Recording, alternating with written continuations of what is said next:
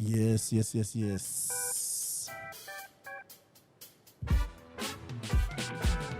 Welcome once again.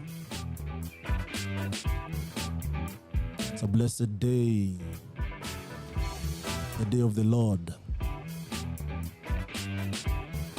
And once again, this Africastalking podcast in collaboration with Impact Masters Podcasts, coming live to you, bringing you movers and shakers in tech ecosystem across Africa. And today is another beautiful day. Africastalking brings you communication tools such as USSD, SMS, airtime, data, and voice. Check them out at africastalking.com, empowering developers across Africa and beyond. And in tech, there are so many moving pieces, startups, big tech, telco, government policy, tech event, tech summits. And today we'll be covering interesting aspect about tech. And that's where people have conversations of different levels. And that's why we have this space.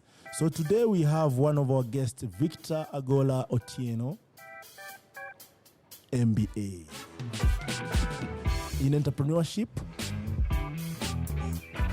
Chief has done BCOM CPA, is the County Chief Officer Digital Economy and Startups at Nairobi City County Government.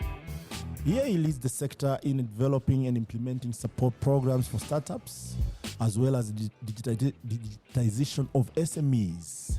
Nice. Victor is deeply passionate about the African entrepreneur and has so far worked with over 400 organizations in over 5 African countries in East and Southern Africa. Victor has worked with over 400 partner organizations, including international and regional NGOs, universities, government agencies and parastatals, private companies, community organizations, amongst others. Victor advises on and provides research support to entrepreneur support organizations, SME policy organs, SMEs, and startups. And today we have a special host, Graham Ingham Hanga, SVP Marketing, Partnership, and Growth at Africastalking. And my name is Michael Kimathi, or MK if you want. I'll be your chief host today. I head the developer community there at Africastalking, and I love people. But without further ado, Chief, how are you, Victor? Niko salama sana. You're good? I'm very good. It's a beautiful morning, right? I'm telling you. Yes. So, a bit chilly, but we're keeping on. Yeah. So we normally say an African man's story cannot be told without a proper introduction from the same person. We can say all things, but the person knows their story better. And whatever I've read is just, an overview. So that does not entail you. Who is Victor Agolla? And please feel free to go all the way back, and then you can get us to where we are. Yeah, so Victor Otieno Agolla currently is the Chief Officer for Digital Economy and Startups at Nairobi City County. Mm-hmm. I think you, as you've rightly put, as you are doing your DJ and introducing me, is that we are just looking as a county government to be able to support innovation. Yeah. Because we believe innovation is the key to unlocking our challenges around poverty and jobs. Yeah. So that's my primary role.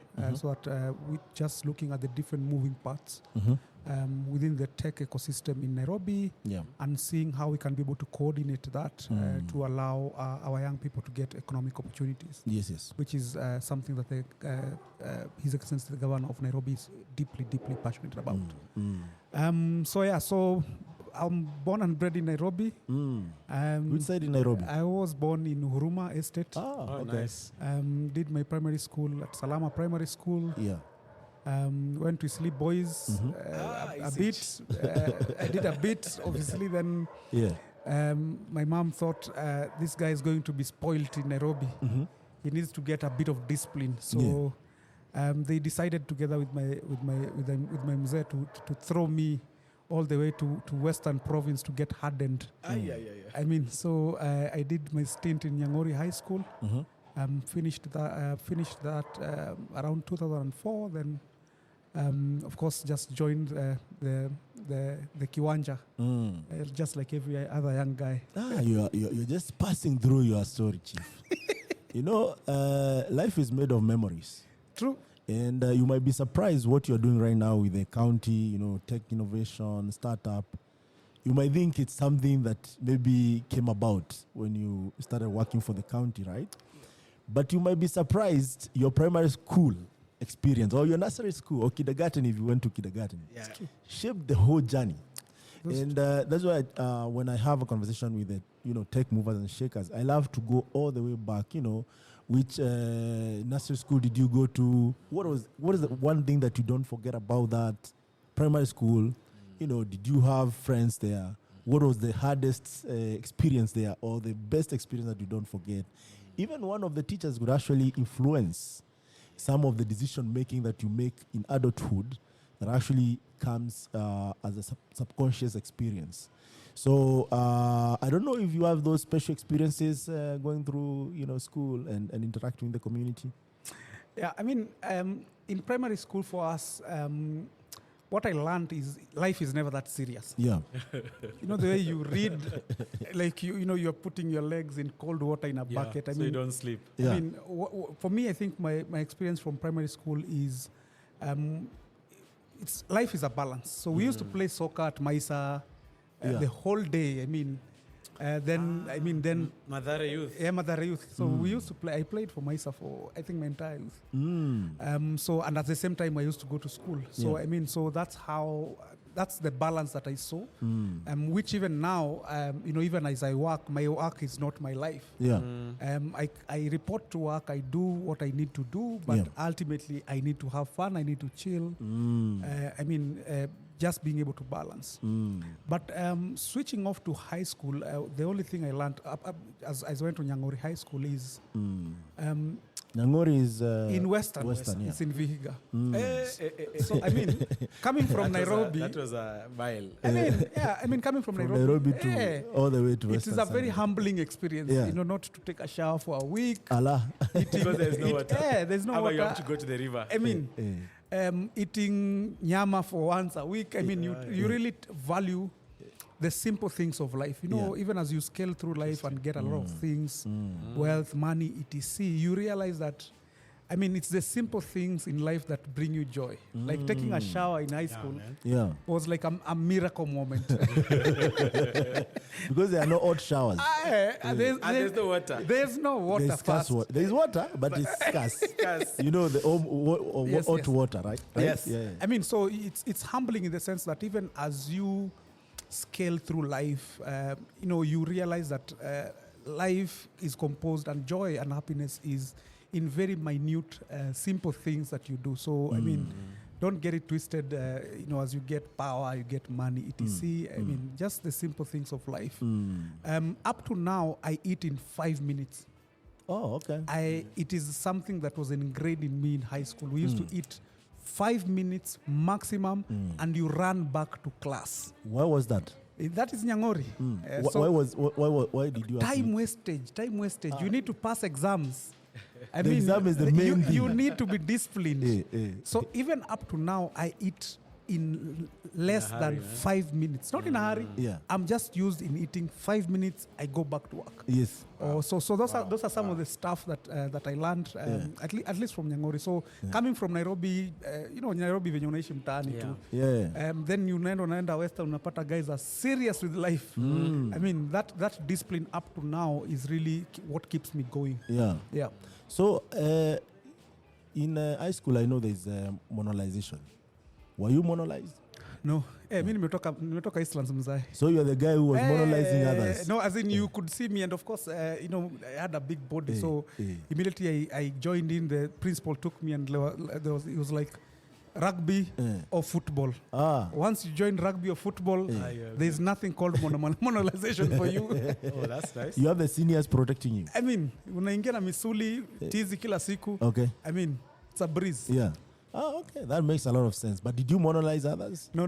Yeah. That's not in my character. Okay. Yeah, so But people are monolized. Of course, in high school those days, I mean, if you can't stand up for yourself, Yeah.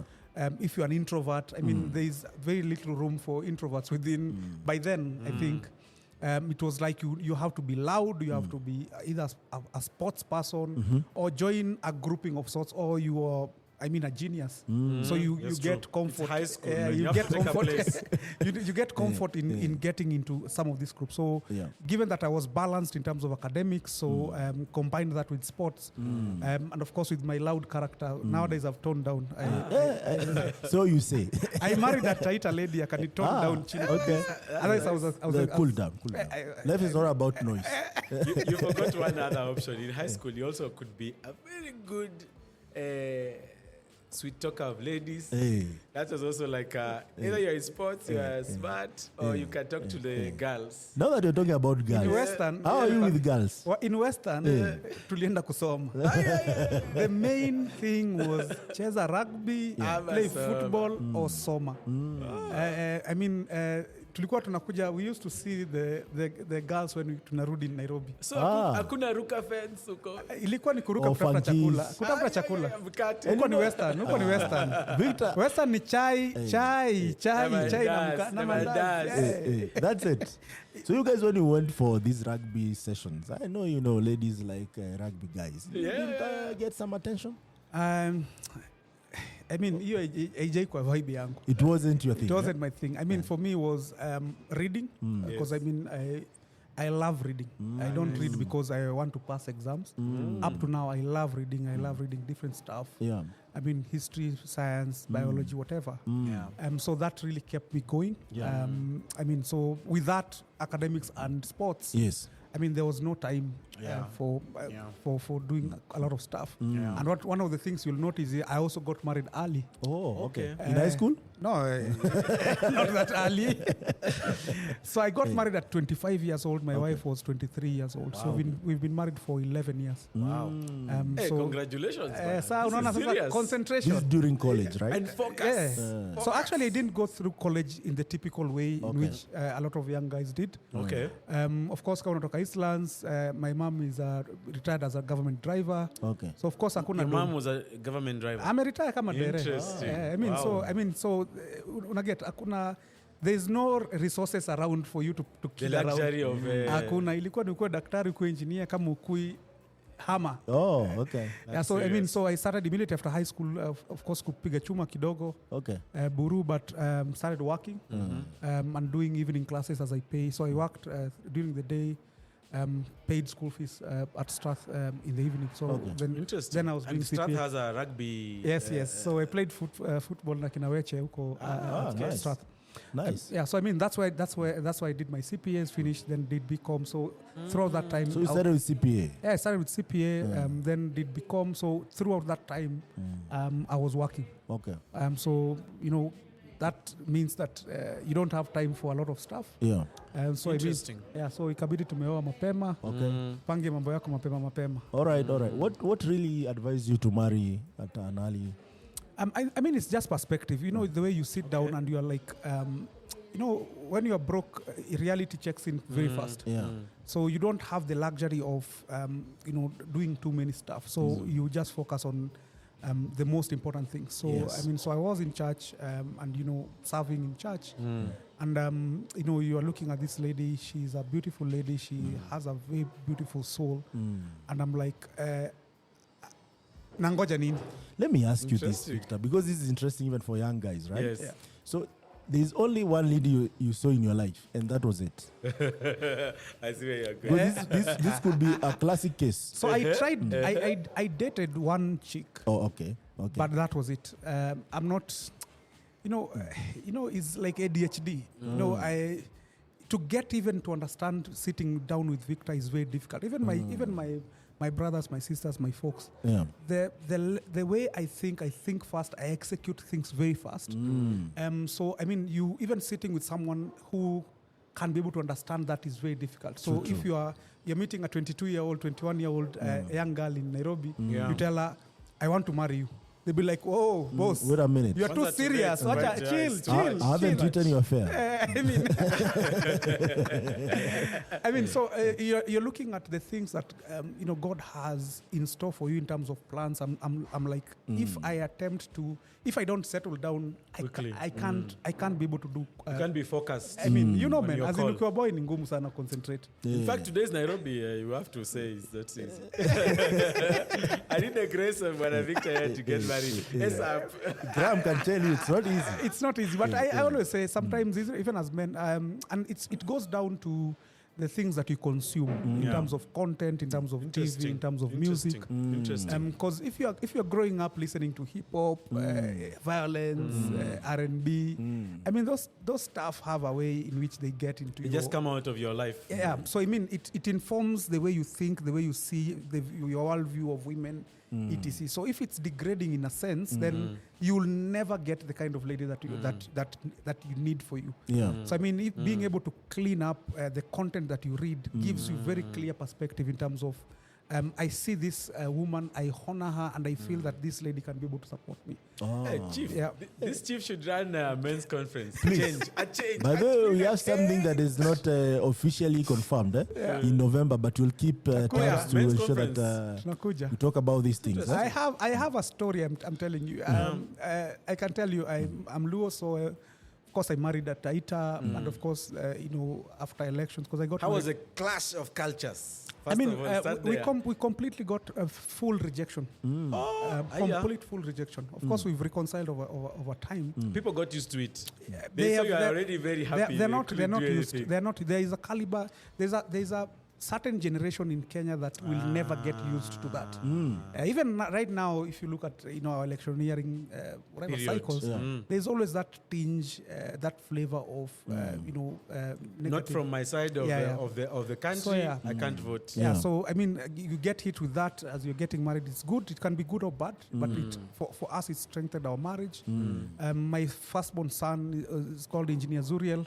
Nice. He's Oh, autistic. engineer is one of his name. Of course. Allah. Nice. So- You say. I mean, we have to baptize him engineer. So Yes. I mean, so he's autistic. So I mean, that journey itself also, it really narrows down. It clears your perspective in terms of life. So I mean, doesn't matter where you go. I mean, just remain humble. Yeah. Kids don't. It's not that like they need money. They just need time. Yes. They need your presence. So I mean, you can be wherever. You can be the president. No matter how successful. But when you're at Time home, is the you most are my important dad. They don't care. It's not even when you're at home. Your entire program has to be around him. If you know autism, you know it's straight jacket. Please speak more about that because by the way. this is news to most of the Yeah, people. so I mean, so autism is just, I can't define it scientifically because even for us it's a journey. Yeah. But it's just a child who has challenges, mental challenges to some degree. Yeah. And it's a spectrum of sorts. So if you, on one hand, you can have someone who has attention deficit disorder. Yes, yes. Okay. On the other hand, you can have someone with Down syndrome. So those are almost like extreme cases.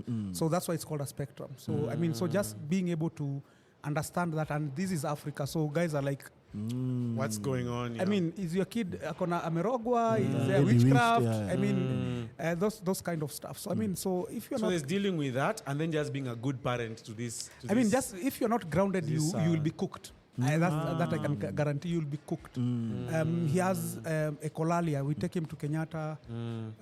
You tell him, how are you? And Akwambi, how are you? So his brain can't process that. How are you means I need to respond. So how do you train his brain to be able to start responding and being able to interact with other human beings? Yeah. I mean, the guy would poop on himself in the middle of a mall. I mean, they are not verbal. So they are. I mean, for us, we've been very blessed that God gave us the patience to and continue to give us the patience. I mean, to be able to just manage that as well as follow your dreams. So sometimes is that it by itself can stop you immediately, and you just lose it or even lose your marriage. So I mean, it's a journey. We enjoy it. I'm not saying. I mean, you need to be able to have the shock absorbers. The grace. But for me, like it's a challenge that God gave us, and I mean, we are just taking it a day at a time. True. Enjoy life. And true to his word, when we requested Victor if he could have a session with us, he told us, I'm available between 8 and 5 p.m. right? And nothing can change that. So there's a tight program that we run. So like right now they're in they're on their long holidays. But every day. So he goes to school, right? Yeah, he goes to school. So one of the things that we got from Kenyatta, and we are super grateful to Kenyatta Hospital. Because even like Kenyatta family or almost Kenyatta Hospital. I mean, so we tried getting diagnosis. Okay. So like you get married, you're young, you expect boys are like they grow slowly. So we didn't pick that up. Boys are a bit slow in terms of compared to girls. Yeah. So actually, that's another situation. So my wife was like, "Hey, this guy is not growing. He's not hitting milestones." Yes. So even getting the diagnosis in Kenya is very difficult. So we went to different private hospitals. What they do is they milk you. It's a cycle. They take advantage because most of the hospitals, and it has to be said the way it is, because also it's from the county. Most of the hospitals nowadays is just pure business. Yes. If you're not careful, you might even get the drugs that you be misdiagnosed. given. Yes. They're just pushing our sale. Exactly. So we were told, "Hey, boss, just go to Kenyatta Hospital." We pangered a line there for 3 hours, waiting for this doki. There is no equipment. There is no nothing. Kumbe the doki is the next compound. No. But she's a specialist. She doesn't need equipment. She doesn't need anything. She just sat down, talked to the guy, gave him a paper to see if there is hand motor skills, and he said, "This is autism. Don't blame yourself." At what age? 3. So what would you advise a new parent in terms of something that they can look at a kid who is maybe young? I don't know at what age. I mean, for men it's difficult. So for my wife, when you give birth, they give you this chart with milestones. So they should hit this weight. They go and get weighed. They need to be here. Yeah, so like women are very good at that. All right. I mean, men, you just breeze through life. Go look for school fees. Go look for rent and stuff. But I mean, if you can be able to take a step back, and especially with this society, things are moving quite fast.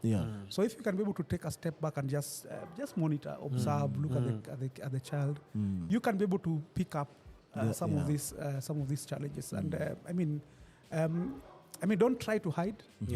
The reality. I mean, if you have a sick child or a child who has any mental challenges, I mean, it's just. It's the whatever you've been given by God. What God has decided. So it could be that God wants you to learn patience. True. In that period of time, I have learned to be patient. I mean, you can scream the whole day here, and I would still work.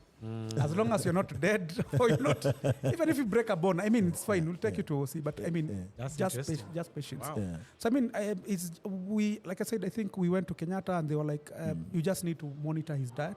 He's a kid. You can't say you won't give him sweets. You can't give him crepes. I mean, you need to just find a way in which you're able to balance. Make sure he does quite a bit of exercises to reduce his hyperactivity. So he's a bit hyper. Autism is hyperness and tantrum. So someone would think that this is a kid that is not disciplined. I mean, it's just diet, remove carbs, just have a balanced diet, do a lot of exercise. That's why I have 5 dogs. I mean, so can run around. The dogs would bite him, and it would really frustrate him and bring the speech. So the dog is nyanyuring this guy is like, but they know him. It doesn't bite. So I bought the dogs when he was young. So when they were puppies, so that I mean we can be able to.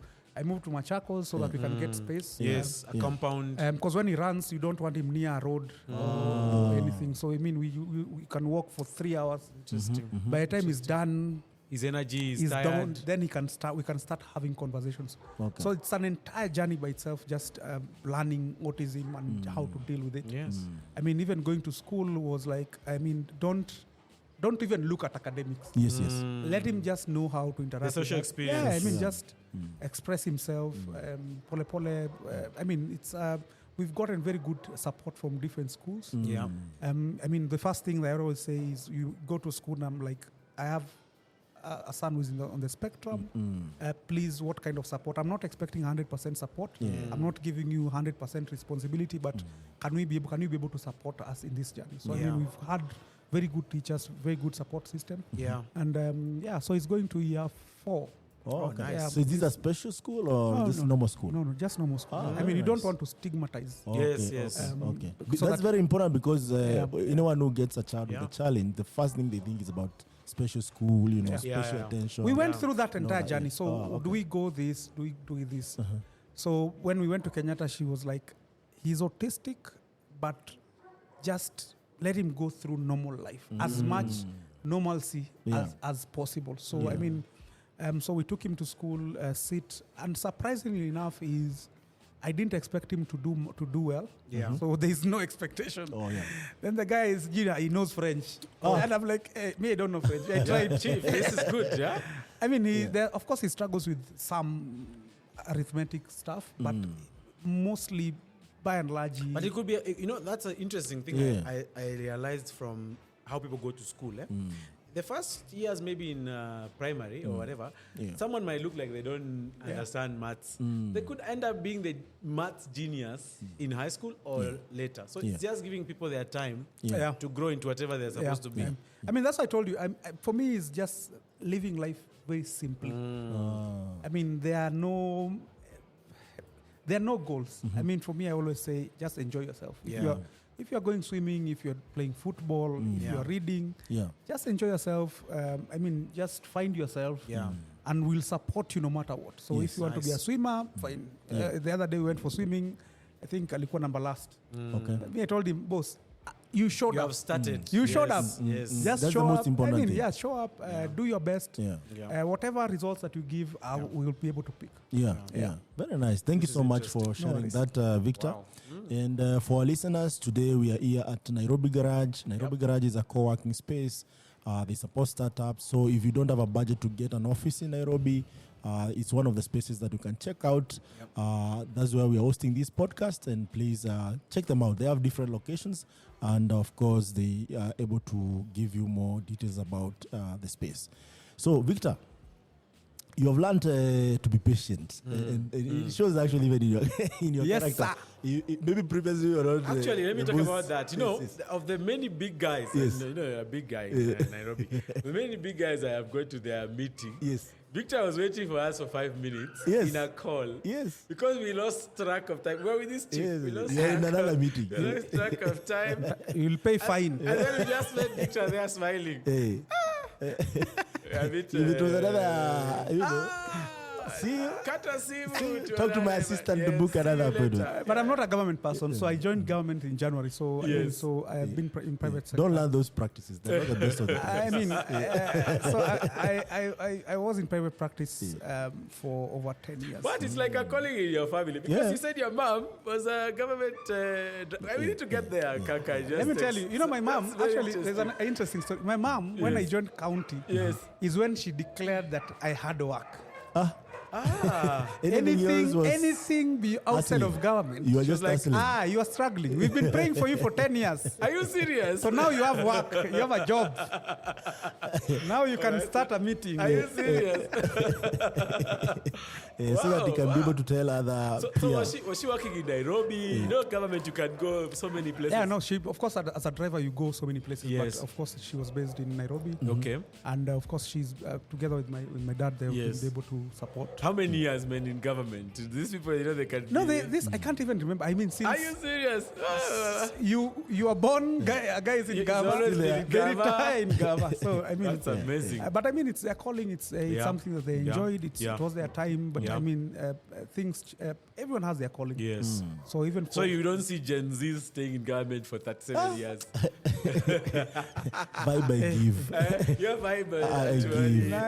Even 5 years nowadays. I think it's just a generational thing. A switch in society in terms of preference, what we consume. So I mean, and even if you look at even products, the product life cycle for a lot of products has gone down. Very short. I mean, if you have a phone for more than 2 years, guys are like, you need to be serious. If you hold on to a car for more than 5 years, I mean, you need to be serious. So I mean, I think it's a shift generally in the mentality and the culture. Yeah. And even the industry is actually adopting, just to say the least. But I know you have been in the government for the shortest time, right? Yeah. And the good thing is that you have seen the both world. Your parents were in the government. Of course, when they're discussing what is not working, you are there, right? Yes, You're not part of the government, but you are listening to the frustrations. And now you have joined the government, and I see, and this, you're getting somewhere. So do you think the government can really work and what would make the government work? Yeah. Before you answer, I have something I have to say. Please. I went to town. And it was late. Okay, me, I go to town. Kaka, anyone who knows me, I go to town a lot. See why he's laughing. I found they're sweeping. And it's clean. Yes. That was amazing. And then I went downtown. There's this roundabout, I don't know, near that Ngong Matatu Zuko Chini. Yeah, and railway station. Haile Selassie. That place is... So for a minute I said, these people, they are delivering. But in your own words, the governor is serious. The county governor of Nairobi, Excellency, the governor. And he's a young guy, though. Yes. He's young. Yeah. I mean, so things can work if you make, things don't just happen. You have to make them happen. So I believe government can work. Yes. And a government or any other organization is as good as the people that work for the government. Yeah. So we've seen, not only in Kenya, but in many other countries, where there is a will, there is a way. Yeah. Okay. Of course, government is big. There are very many different elements in terms of people, different characters. Of course, ingraining, the cultural challenges that we face as a country around not racism, but tribalism, nepotism. Yeah, so there are a lot of variables within government, but usually you find that there are very good elements for people in government who want to make things work. Yes. So sometimes it doesn't work 100%. Yeah. But I always say, like, within my space or the space that I'm running or the department that I'm running, I would want to run it excellently. So would you say that each department, if they had some form of local leadership per se, right, where they deliver at that particular stage, if it's the sweepers, if it's the people who do repair, if it's the firefighters, if it's the admin, the people who collect the tax, the people who deliver the licenses, if each department actually delivered, the whole government could deliver. Exactly. And that actually piggybacks, because if Nairobi works, the government actually would work. This is the center of all the... There's a lot. As much as you have devolution and you have the counties, things are yet to move to other counties as they are in Nairobi, right? Yeah. So it's also offering leadership to other counties. And you've seen with I can speak for Nairobi County, you can see, all the way from the governor to the executive team, to the chief officers who are there. If you look at the profile, if you look at the people, and even within the first, first year, we can see tangible results in a lot of these sectors. If you look at health, turnkey programs such as dishing accounting, looking at ICU, first ICU beds that have been put. If you look at stadiums in Dandora being launched, if you look at roads. I mean, looking at the startup ecosystem, the first county government, almost even in the entire of Africa, that has a specific sector focused on startups and innovation. People have ICT, but I mean, this is the first government in Africa that has decided that, we are going to support the tech ecosystem. Yes. So it tells intentionally. you that, intentionally. So it tells you that, I mean, there is will and there is ability and there is leadership that is out there. Maybe it's just a question of maybe lack of opportunity. So different people, some people get opportunities, Victor being one of them. Of course, there are 50 million Victors out here in the country. But maybe by God's grace, Victor got the opportunity and to be able to lead a certain sector. And I mean, it's just for you to do your best and do the very, very best that you can do within the short period of time that you get the opportunity on. Before we delve more into what you do, Victor, how was that transition for you from, I call private sector pirates, the guys who refuse to join the army, right? And they feel like we can do more than just join the army. How was that transition for you, and what actually, adding the bureaucracy to life? So I mean, so we had a conversation with the governor when then he was senator, and as because our journey started almost 2 years ago. Okay. So when he was senator and he was pursuing the journey of being able to support the startup ecosystem. So that's where we met, for the first time. And I volunteered to be able to lead that task force to write that particular bill. So of course we had quite a number of... And that's where you guys talked to Africastalking actually, right? Yes. And we met, I think they met Bilha that time. So we met Bilha, we had with Peter Njonjo, we had Mesh. Trigger and Market Force. Yes. So we were having that conversation. So and I remember at some point, we were sitting at KICC and I was talking to the chief of staff, Devi, and he was like, boss, we are going to form the next county government. So, we are joking and I'm like, it is not in my plans completely. But given that I was in the policy space and I continue to play in the policy space, the question that he posed to me last year. So even as far as October, September, I was planning my own my own biasharas. So it was like, you always talk about policy change and you're debating CSS, you're debating PSS, you're debating anyone that needs to be debated, you're debating. And you're giving all these ideas. I'm giving you the opportunity to come implement. Be in the center space of this policy. Come implement. You can talk, but it's one thing to talk, it's another to implement. So if it is impact that you are looking for, if you want to make the change, why can't you be the change that you always talk about?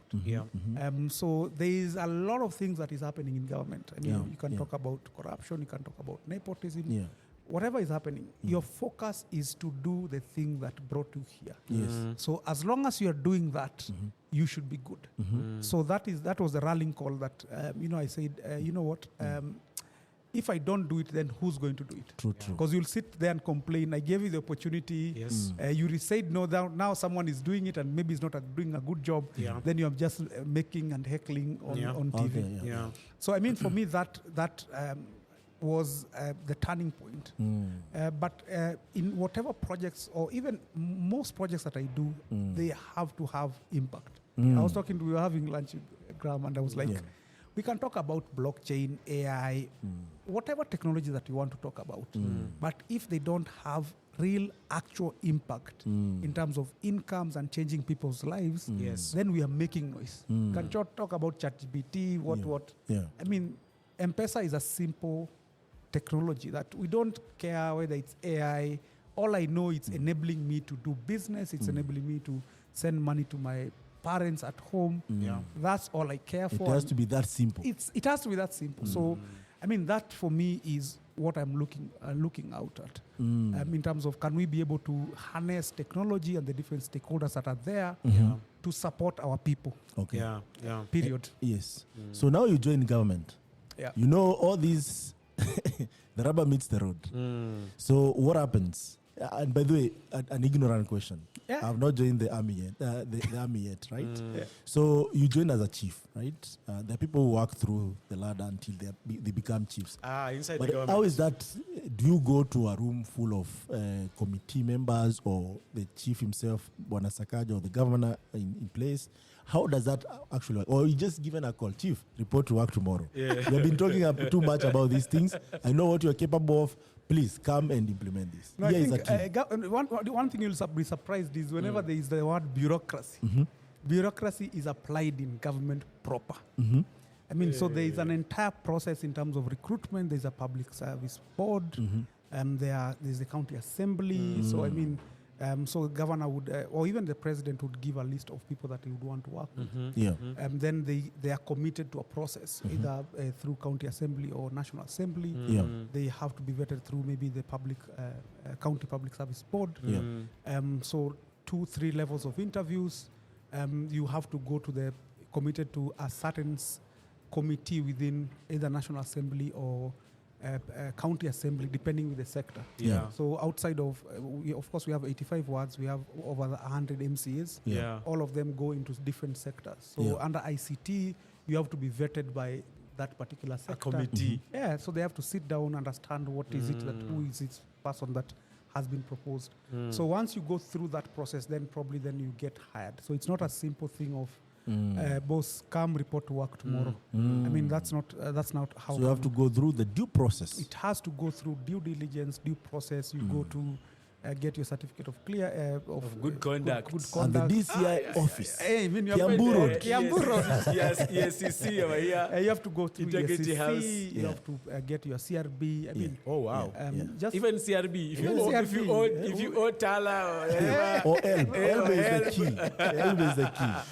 I mean, so it's just due process so that we know the kind of character that this person is. So sometimes these processes work, sometimes they don't. Yeah. But I mean, that's the process we went through. So I mean, it's something. I mean that sieves. Yeah. And yeah. you know, they can be able to vet and see this person is actually competent to be able to run this docket. Now you report to the office first day. Was it a shocker? Was it an excitement? Was it a confusion? So initially there were no offices. Okay. Hey, So you for your report. department. You report. You report. To a kiwanja somewhere. Where did you No, guys meet? I mean, so because of the reorganization through the executive order, you can see even from the county perspective. Oh yeah, we were moving. Wait, you know, some people have forgotten. We were moving from Nairobi Metropolitan at that time. Yes, We'll NMS. give that context. So now NMS, of course, you knew NMS through the previous regime. That is the army now, the real army. The real army. Yes. So I mean, it was just a question of functions that had been transferred for them to execute, Yes, maybe yes. because of inefficiency or lack of capacity within Of the previous of the- county, yeah, city county. yeah. So I mean, government. so that process had to be reverted back to the county government of yeah. Nairobi. Mhm. So I mean, even for the sector, because we are the governor was rearranging the ICT sector. Okay. So for you to rearrange that, there was only one chief officer and one director. So now we have we have 3 chief officers Okay. who are reporting. So myself, digital economy and startups. We have Smart Nairobi as well as we have ICT. So of course it means that 2 of you will not have offices. Because there's only one. There's only one. So I mean, it was just going through the motions and Yeah. just seeing general inefficiencies, transition, teething challenges, etc. Yeah. So I mean, these are the experiences from Nyangori that come to play, Interesting. where you just take life simply. I mean, I don't need a red carpet and a huge thermos with I don't know which. Child lazima. Government of Mimi si Mluya.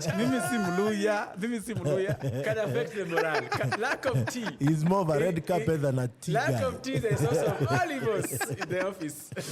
I mean, so I don't really look at processes Yes. and parks. Yes. I remember, you're coming from private sector, you've made your money. I mean, it's not like pesa unakuja kukutana na hapa for the first time.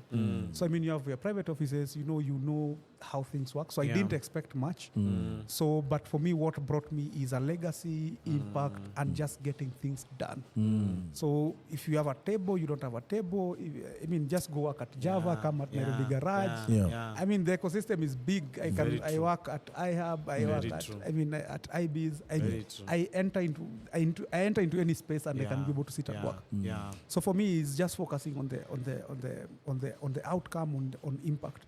Otherwise, usually if you focus on what is not being done for you, you become an underperformer. You become embroiled in a lot of politics. I mean, it doesn't help anyone. Governor atuambianga kama unataka starehe enda kule starehe kwa nyumba yako. Yes. Hapa tumekuja job. Kazi. Hapa tumekuja job. Actually, I need to ask a question. Yes. In your first day, you had already looked at the problems. Can you talk about the problems that you had already researched about startups, what startups were going through? Yes. And I mean, so you have this context, and then now And where the tech ecosystem was. So one of the things that you will notice, and it's a miracle, most people don't realize, is I joined government in January. By February, we had the full CIDP for the sector. What is CIDP? CIDP is the strategic plan for the county. Okay. County Integrated Development Plan. All right. So if you've gone to some of the sessions that I've done presentations, Yes. you see that we have a CIDP or strategic plan that we've shared severally with a lot, or if most of the ecosystem. And Is we've it not- online? Is this a PDF someone can download? Yeah, you can just Google CIDP Nairobi County, Nairobi you'll be able County. to get. Yeah. So if you look at CIDP, it's a melting point of 10 years of conversation. Interesting. So I mean, the same conversations we have in the tech ecosystem. Yes. This is not working. We have capacity challenges. We have issues with this and that. So immediately I landed. The first thing that I sat and just wrote was the CIDP. Okay. Having written that immediately, just called folks at, I think Kayana, we met at Kayana Create. Yes, okay. In Kimathi, and I was like, calling guys from the ecosystem, Ben Roberts, who is who. This is what I'm thinking. What do you guys think? And the guys were like, it makes sense. And that's what we've been trying to implement. So Victor, do you have like 5 key highlights of that CIDP for the listeners? So our theory of change is this. So we have a challenge. So even when you talk about a business or a startup, etc., is you're always trying to solve a problem. Yes. So even from a government perspective, you are trying to solve a problem. Interesting. So our problem is poverty. Okay. Our problem is we have over 1 million young guys who are getting the labor market and don't have jobs. So how do we solve this? So what we are saying is we want to be able to decentralize resources for everyone to innovate. Give everyone, as many people, an opportunity to be able to play within the digital economy. Yes. So how which is ever growing. Which is ever growing. If you see the way, if you look at Nairobi Garage, IHub, etc., they are in a certain side of town. So if you go to Jerry, if you go to Bangu, if you go to Ololo, wherever, we don't have this resources. Yes. I'm not saying that the business model of Nairobi Garage or whatever is not good. Yeah. It's just there is no commercial sense for them to go to certain spaces. Yes. So what we are saying as a county, we want to be able to bring those resources down. So we'll give you space, we'll give you internet, so that the same opportunity someone is working at Nairobi Garage is the same opportunity someone from Jerry can be able to get. Yes. So bring in then different partners in terms of capacity, in terms of funding, to ensure that these guys have the same opportunity as anyone else in the city of Nairobi. Yeah. So that's what we want to do with the CIDP. So then it means that if it's capacity building, then we are partnering with people within the ecosystem who provide market-driven capacity building. And we are matching that to the reality. So it's not everyone that is in uni. True. So this is not Silicon Valley. You have credit card. Yes, very good point. With very good education. It's not even campus. Someone can drop from campus, but they have very solid education from way back. So partnering with ICDL. Yes. So at guys who are going through TVETs or vocational training centers, someone who's dropped out from standard 6, standard 7, Form 3, Form 4, they can just be able to get in, do an ICDL package, get to know, interact with the computer, simple packages, graduate them to maybe Moringa to do some basic programs, maybe around website, etc. Then give them different value career paths around tech. So as simple as that, so that we can be able to build capacity. Looking at funding. Even the way we look at funding is like we are always looking at institutional investors from Silicon Valley, Europe, US. True. Yes. So this startup is struggling to fundraise because they are trying to solve a problem to please maybe an investor sitting somewhere in New York, etc. The problem is he has limited resources. He has his own biases. So it's not like he's going to invest in everyone. And we can see, if you look at the data, we see a leaning towards fintech. Because that's where we get the highest ROI, payback period, etc. Okay. What happens to health? We have issues with health. We have issues in agri. You said you had lined up in Kenyatta for 3 hours. That could have been solved with a simple appointment application, USSD scheduling system. So how do we even change that so that we ensure that as many people get funding or get the kind of support that they need. So even for us, then the focus is what works for us. So we have a lot of corporates who have a lot of money, who are declaring profits here and there, but they're not innovating. If you look at the NSE 20 share index. So if you look at the kind of innovation that is there, is what we're calling incremental innovation. So changing Omo with Perform, changing rebranding. It's just, but no hard problems. The core value doesn't change. Can we be able to allow startups or young people to be able to collaborate with these corporates to improve on their product offering? Let's say, for example, insurance. We still have penetration of less than 3% for insurance in Kenya. Really? And the industry is stuck that we don't have enough education for people to take up insurance product. That's not the case. That's not a true hypothesis. In fact, it's someone was joking and saying the biggest competitor to insurance in Africa for Christians, is the Lord Jesus Christ. He has insured them. Yeah, hallelujah.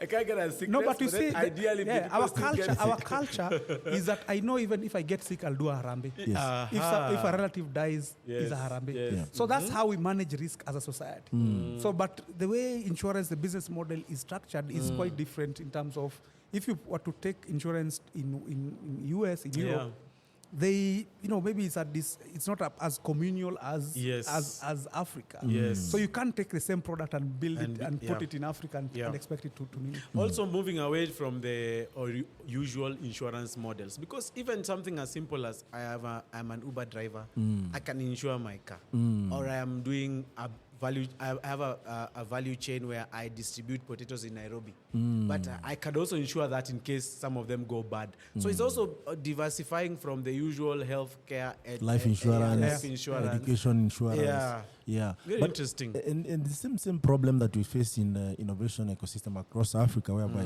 everyone thinks innovation in the form of foreign innovation, right? Because if you come to Africa, you have to look at innovation at a different angle.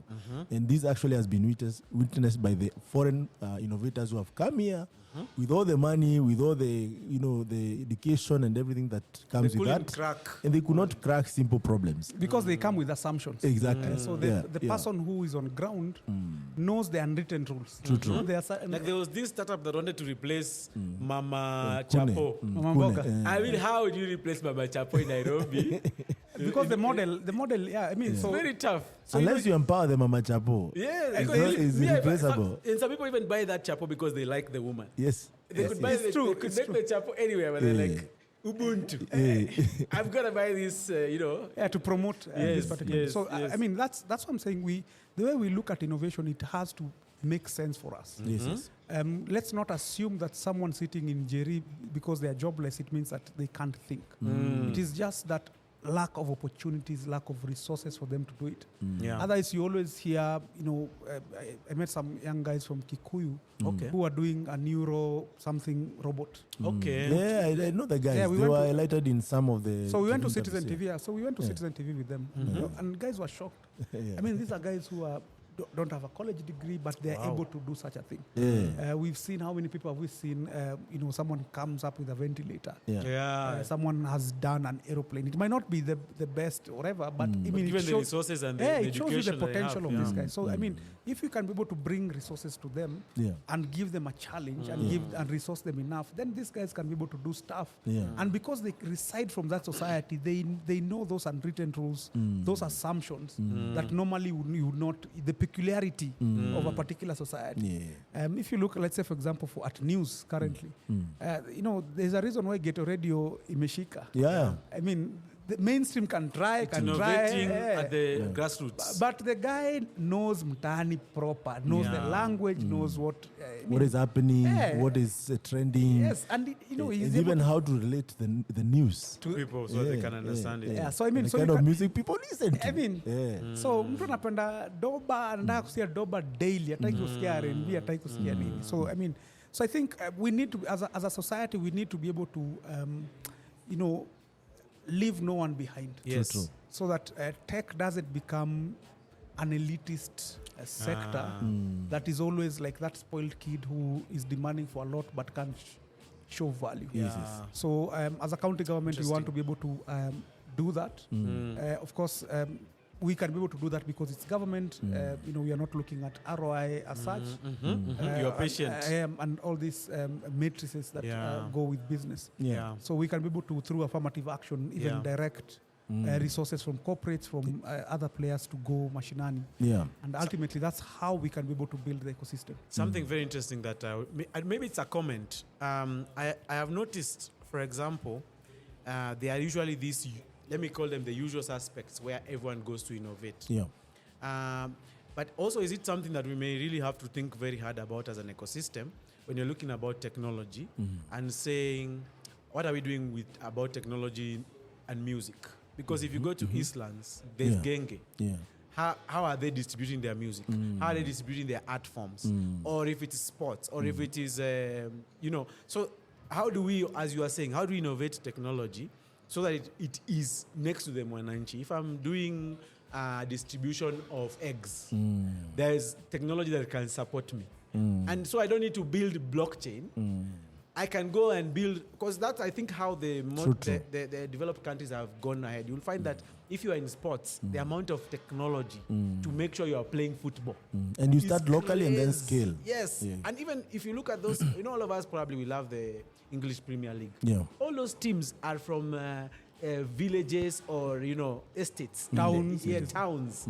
So, and each of them is innovating and giving, a local solution. I mean, it's something we may have to go really deeper, given that if you look at Eastlands, a lot of the best footballers are coming from Eastlands. Yes. How come there is no way of bringing this and extending that? Yeah. Musicians, artists, the graffiti guys.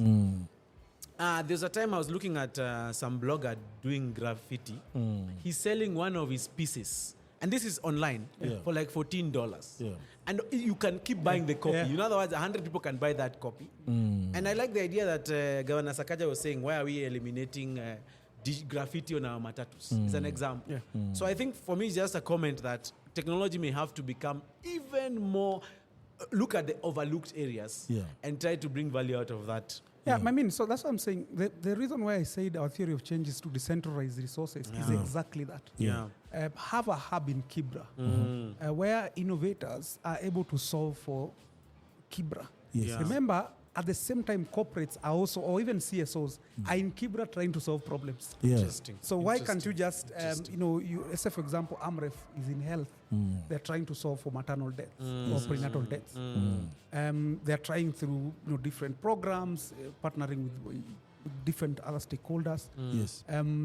Let's, for example, say we put a hub at Mbagathi Hospital, bring AMREF, and bring young people from the Kibra area, and just sit and do a hackathon of sorts on how they can be able to identify the challenges they face. Yes. The county government can be able to give data to back those assumptions. Interesting. You have an innovator who is sitting on this side and is like, looking at this data and this customer journey, these are the solutions. Whether it's blockchain, AI, I don't care. Yes. As long as it's solving the problem. Whether it's USSD, I mean, we try to romanticize the technology. The solution, Yeah, it's not romance. Yeah. It's just apply the technology on data, on challenges, and someone is able to pay for it. Yeah. Nice. Everyone gets value, we move on. Then that you can, of course, scale to other societies. But the sole focus of saying, we want VC money. We want VC, we want to fundraise, we are in Series what? We have runway. I always say the best revenue in business school is cash from your customers. is revenue. True. I mean, your retained profit is the cheapest refinancing money that you can get. Not runway. Runway is good, but on a validated model that we are just saying, I just need extra resources to grow fast. But it doesn't replace a customer. Yeah.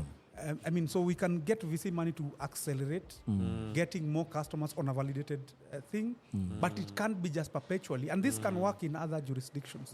We've seen, startups in the West fundraise, and they even write on their prospectus that we don't see ourselves being profitable in the next 5 years, and they still get the money. Yeah. You try that in Africa. The problem. You can't. You need to change that another. I mean, you can't. So then if that's the mindset that you take as a startup, and you are like, I'm looking at Facebook, I'm looking at Twitter, I'm looking at Instagram, I'm looking at ChatGPT, and you're trying to run with that model, you will crash and burn. I mean, so as Africa, we need to define what our problems are, where the resources are. The problem, if people are buying land, we can see buildings coming up every other day.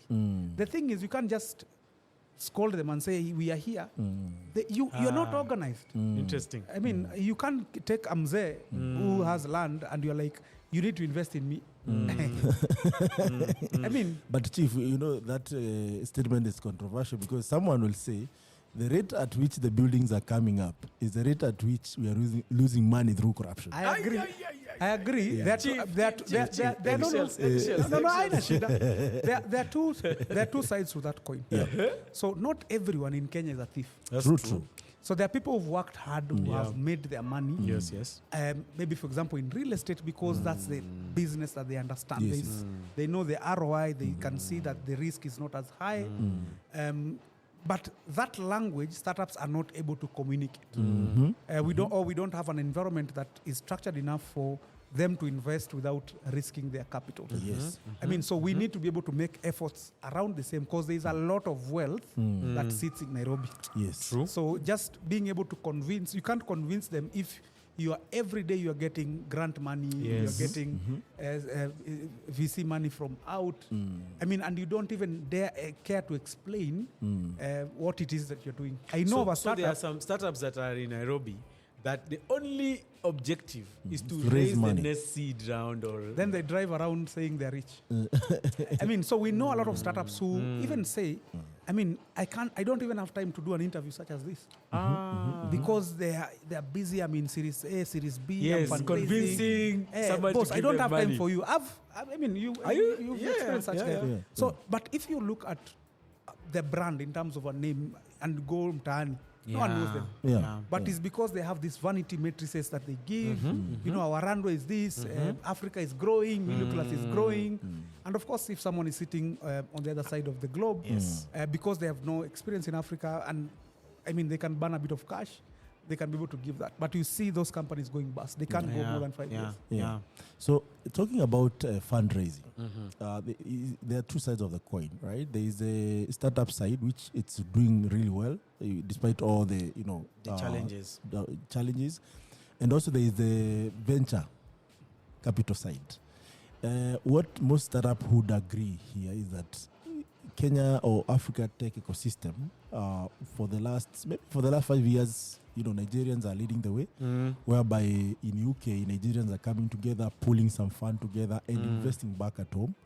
And that's very good. It's quite impressive. And that's why you see most of the money started going to Nigeria side of things. So can we even start locally to pool the money, organize ourselves as VCs, start investing? Because I've seen people come together and build skyscrapers and all that. Yeah. But can we really invest even in tech? Because you see, tech can actually scale. But building, you have to build wherever you want the building to exist. So from your experience, what do you think can be done on that side? So the question that even when we were drafting the startup bill was, show me the numbers in terms of, you're saying that startups are scaling, startups in Kenya are taking 17% of all VC capital coming into Africa. But it's not translating to GDP. So if that money is being, if the check is being Is it a front that somebody left their country, came to a place so you can get money easier, then money went to them? So then that's the question. So for me, that's the question is, yes, if you say $500 billion came into this economy, you'd feel it. Yes. I wish it was Sakaja or Ruto was seated there. I could educate him a little bit. But I know this will get to them. I'm just saying. So we talk about money coming into the ecosystem. But the question is, where does it go? Because either you'd see it under payroll. People would get hired. Either payroll or VAT or corporate tax. I think the only... Or even value chains. You can say, okay, suddenly there's this new value chain. All the mamambogas are growing. Twiga is the top medium medium taxpayer. So you can say, hey, and we can see, the aggregation center, we can see the value chain. I mean, you can be able to quantify that. So, I mean, that's a challenge by itself, but I will just leave it there. Another, before you leave it there, is it also something to do with the capacity of the startups? Like the startups are not understanding how to build their solution, place it in the market, get the right speed of traction. I think the challenge that is there is that money. I agree with you that there is money here. But Amze, with his 20 million, would rather buy a land because he can sit there. Yani, the ecosystem has not given them the confidence that this money will vamoose. So there are two sides to that coin. Is that there is systemic challenges in terms of the business environment that can allow that money to be deployed without getting taxes. So that money is written. It's now reported. We are talking the hard stuff. Now we are talking the real. That's why I wanted us to get, because Also, if I'm a VC, I'm in San Francisco, I've invested in an African startup. Yes. Number one thing I can assure, even if I was black, Yes. I don't want my money to come to Kenya. Oh, are you serious? You can only withdraw what you need from Citibank in New York. I And see your you point. have to justify the milestone, and that's how now the money does not reflect I see in the your point. ecosystem. So you are saying that this money Yes. has been given, Yes. but I have given you the checkbook, but it will remain The in first rule, open a in bank. Bank of New York Mellon. Exactly. Yes. I will send you what you need at the time you need When it. you need it. So that's challenge number one. Number two is that the government always opens highs on the tax side of things. Yeah. They forget that if people get hired, at the end of the day, they'll spend the money here. Okay. And they do not really support that as it is. But I think it's good that I saw even the president himself saying that no notebooks, no pens here. Yeah. Let's have some iPads or some tablets. Yes. Let's take our notes so that if you want to send an email, if you want to record a meeting, it's there and you can actually have some logs around it. I see. Which is a good step towards the right stage. But also, I think there is policy side of things that needs to be refined. Yeah, I mean, so usually, from a government perspective, if you are, or even if it's business, you want to give incentives to a certain sector. Yes. The question that you always ask is, what is the return? What is the economic return of this sector Yeah. to the economy? Yeah. So on one side, the startup ecosystem has not been very good at giving the actual numbers in terms of now outside of Twiga and outside of talking about M-Pesa. Yeah. Because every time you look at a research paper Yes. and you want to justify startup ecosystem, There's no data. there is always M-Pesa. Only that's the M-Pesa, that's the only the data impact available. of M-Pesa is. But we have a lot of startups that have been here for years. Yes. I mean, so you want to tell me they've been you- operating for 7 years? Are you here? talking about Africa stuff? I was seeing. But before I even say something, Chief, there's something I had. And the first time we had a meeting with Victor, we told him, Yes, yes. Victor, we are in Nairobi County. Yes. We have never felt included in this, A lot of things happen, but we and always we are really left out. yeah, and a lot of startups are really putting effort, but they never feel like me. I'm in Nairobi County. Nairobi County is giving me some time of day. Yeah. I think there's something there that could be very interesting. And by the way, the recent But, yeah. example, sorry, before Victor goes, Yes. you could see the Soko Watch, which is now Yes, Wasoko, right? Wasoko, yeah. When they got an opportunity to operate tax-free in Zanzibar, what did they do? They went. took it. Actually, 100 they were ready to I think pay they for... got 100 and what? $165 million. And then Zanzibar was Open for business. Yes, they were welcoming startups to operate there, yeah. tax-free for some time. Also developers love Yeah. the climate. Yes. I mean, Yeah, who There are those doesn't things that like actually we could Zanzibar? learn from our yeah, so that's what I'm neighbors. saying. Like I said, one of the key outcomes for my sector is policy. Yes. And just having to talk about startup policy in a very practical way. Yes. So what we've seen across many African nations, Tunisia, Senegal, etc., is just looking at the startup bill in terms of saying we want to be able to have Even a Nigeria, I badge. think, is coming up with a startup bill. So they actually passed it. I mean, just seeing how can we be able to support startups. Yes. So from a practical perspective, and this is how we've tried to organize the county, at least from a startup perspective, is we want to be able to support startups per sector. So when we talk about challenges within regulation, challenges that a startup in education is facing and one that is in fintech or agri are different based on existing constitution and laws. So for me, even as we move forward in terms of conversations, is how can I as Nairobi County enable startups within fintech to be able to move the needle. So we have conversations with Tala, Aspira, and the Digital Financial Lenders Association on how we can be able to support them.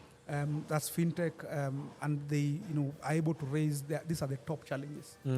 If we're able to give a case, because the thing is, you can't do mandamano with tech or with government. Government has very limited physical space. Especially now. Yes. to be able to give tax breaks. Yes. But numbers don't lie. If we come as fintech or if we come as edtech and say, look, we've done our own audit. We are 10 of us. Our pay is this. Our V8 is this. Our challenge is 1, 2, 3 things within the law. If you unlock for us this, our turnover is going to move by X. So if you give me a tax break of this is your return. That's the language. Interesting. That's the language that we need to start using as the innovation ecosystem for us to be able to start justifying, support. Yeah. Otherwise, sometimes So is there a part there where startups are not doing their homework? But even before that, the hard work. let's be realistic. Let's be realistic. when the reality. So here we have startups, 10 of them, right? Number one struggle is to make sure that, revenue keeps coming in. We are opening business in different places. We're reaching out to our customers. We're offering support. We are paying salaries on time. Sometimes we're taking salary breaks. If you don't know that goes a lot in tech. Things are not working. And remember also the other policy that actually, if we're in communication, right? Yes. For you to operate there, you need some licenses. Regulator. You have to comply. You have to renew it severally. There are all those things. Then, here we have an idea. Government, we are remitting maybe. Are those challenges unique to you only? No, we are saying now 10 startups. I'm bringing the point home. I agree. Now we have this and you feel like, we are a bit, in a corner. And we need maybe a tax break to be able to operate. Yes. Who do we talk to? Victor. So you are saying the world Because today has changed. Yes. Now, even if you want to address this situation, this was my point. Yes. Where do you start? Yes. Because when if I talk to Victor will tell me I'll talk to Sakaja. Then Sakaja maybe will need to refer to the county chief. To the county assembly so that he has something that is agreed upon that is good for Nairobi businesses too. If you're a startup, maybe 6 months tax break or 2 year tax break. And then now it's confirmed by the chief there, and then the chief takes it to the parliament, and the parliament takes it to the Senate. So let me break assumptions here. Please. Yes.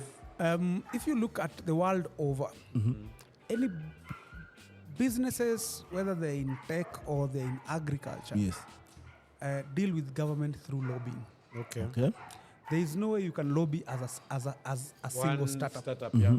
So the question that you have is your business registered in any association, not necessarily even KEPSA. Yes. Interesting. The last thing people think about. I was almost mentioning KEPSA. Startups don't even think about that. That's what I'm saying. Yes. You say you are smart. Even do the guys are in association. Yes. Even Juakali, we met guys, chief yesterday. Ombua. Yes. Every single person is in an aggregated formation of sorts. Yeah. Except tech. Tech, Interesting. people are individual. I'm building this unique thing. Yes. I don't have time. I'm coding, boss. You can't even bring the product to market, leave alone even just lobbying. So we need to also look at tech as a business. There is no free lunch. Yeah, I mean, Victor it's only that my mandate is startups, but a lot of policy players have a million things that they're doing at the same time. Yes. And they're listening to the guy the loudest. I mean, so you get a formation of security guys who are a million. They say we are a million of us. We want to be heard. Yeah. Government will listen. But if there is no formation in one way or another, whether you're whether you join KEPSA, whether you join KNCCA, whether you join CAM, whatever association that is there, that's your first, area of defense. Yes. So you can be busy, but we can get 2-3 people. Yeah, and you can even elect your representatives. So when you're busy, they are also busy. So that's interesting. That's the only way in which you can be able to lobby government for support. And just having conversations. Yeah. Same conversation I was having with blockchain. So we have the tech ecosystem. Yeah. Then we have this very many verticals. Yes. Guys in AI, guys in blockchain who are like both CEO to Web3. I mean, we are special. Yes. Then we have deep tech who are saying, these guys of tech. Then we have IoT. Hardware guys who are like, boss, we feel left out. We are the best. Yeah. We are left out. I mean, we need to be able to. But all of them don't have anywhere or anybody that is trying to push for their agenda. Yeah. Put those numbers down. Yeah. How many are we? What kind of impact do we have? Yes. Can we be able to have roundtables with policy players? Yes. Do you have a point where you can maybe even write a letter to the governor and like, this is the, Digital Lenders Association. These are the Blockchain Association of Kenya. We just want audience. We want to be able to just have conversations around what we are doing and how we can be able to support the county. What you do is you hide in Kilimani, you hide in Riverside, you hide whatever, and just say, things are not good, etc. I mean, so there has to... These are very important insights. So there's the responsibility on both sides. Of course, from government, we need to be able to go out and have conversations with the community, and that's why you've seen me from January till now. I am never in City Hall. Even guys in City Hall, like, boss, you are a digital chief at Kuoni City Hall. And I'm like, there is no work at City Hall. My work is... You're working like a startup. Get out of the building. Yes, I mean, so there is responsibility both ways, and everyone has to do their job. Yes. Yeah. We don't have a national. We have a couple of associations. We have Blockchain Association of Kenya. We have Association of Startups of SMEs and Enablers of Kenya. We have Country Innovation Hubs. We have so many lobby groups that are working at cross purpose, and all of them are in the tech ecosystem. So then, as a government, I don't want to meet 10 people. I want one meeting where we bring all your issues, we consolidate, we allocate it to, if it's a bill, we put it through cabinet, it becomes law, or you can go to National Assembly directly through, of course, a lobby group, and get things done.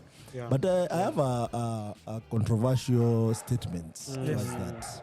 So there's KMPDU, which takes care of the medics and the nurses. Yes.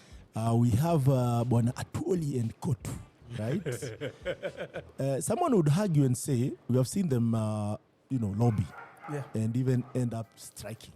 All of us have seen it, right? Yes, that's true. And we have seen them come on our media, mainstream media, and say the strike is over. But the issues have not been addressed.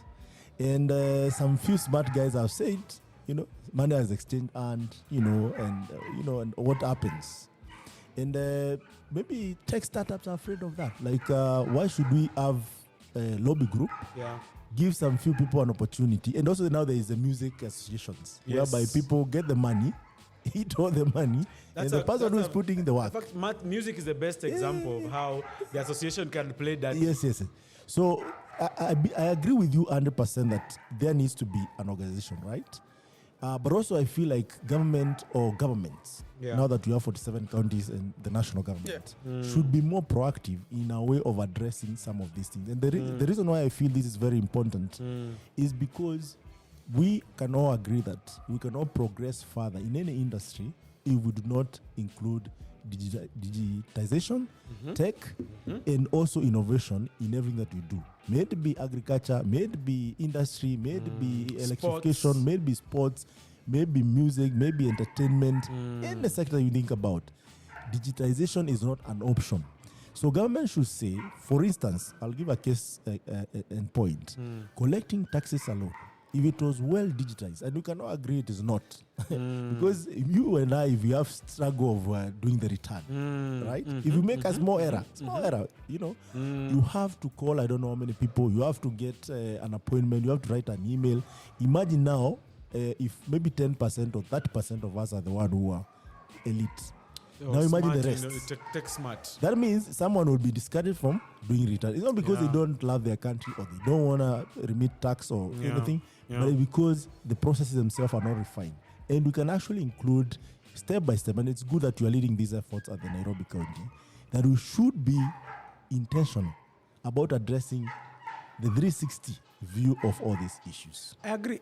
So the first point is, even if other associations are not working, it doesn't mean that you can't start your own and do the right thing. So of course in Kenya, associations are formed for different objectives. If you feel like the music whatever association is not working for you, go form another one which can do the right thing. Within the tech ecosystem, we don't have a coordinated way in which we engage government. I mean, that's truth be told. When there was a cyber attack the other day, I mean, if, let's say, for example, the government or the PS wanted to meet people within practitioners, where would they get them? Good point. I mean, so I was watching some TV news. I'm like, does this guy know what he's saying? But he's like, me, I'm in the tech ecosystem. I mean, you could see fire on WhatsApp groups. This, that. Yes. But when, government wants to engage people within cyber, Yes. where do you start? Is there an association that you can say, talk to this cyber security association? Yes. These are practitioners that can sort you immediately. Yes. And that thing lasted almost 3 or 4 days. And in WhatsApp groups, guys are commenting, "Hey, there is no infrastructure for fighting cyber." I mean, you are sitting on the fence.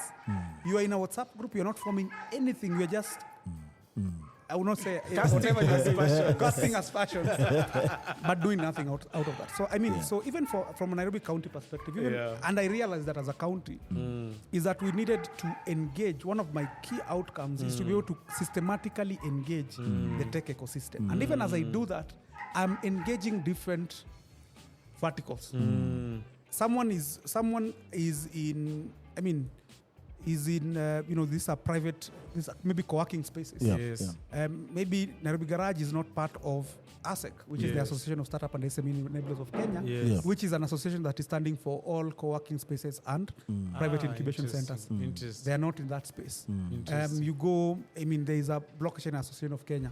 And even if you go to blockchain and Web3, we have 3 different associations within blockchain. So even if you wanted to engage in a systematic way, how do you do that if the other side is not organized? So I mean, there is that aspect that has to happen. To your second point, in terms of tech being a solution, you can be the most beautiful woman or the most handsome man and wink to your potential in the dark. If you wink in the dark, are they going to see? So there is this potential that is there within tech, but is not being translated, or there is information asymmetry from a government perspective. So me as a government officer who's working to achieve my own goals, I have my way of doing things that I've done for years and years. And they have worked. And they have worked, and they continue to work. And here, Graham is like, boss, you're inefficient. You're inefficient. I mean, has Graham come to me and given an opportunity for us to be able to discuss and get rejected? Yes. A lot of guys are like, pitch deck, elevator pitch.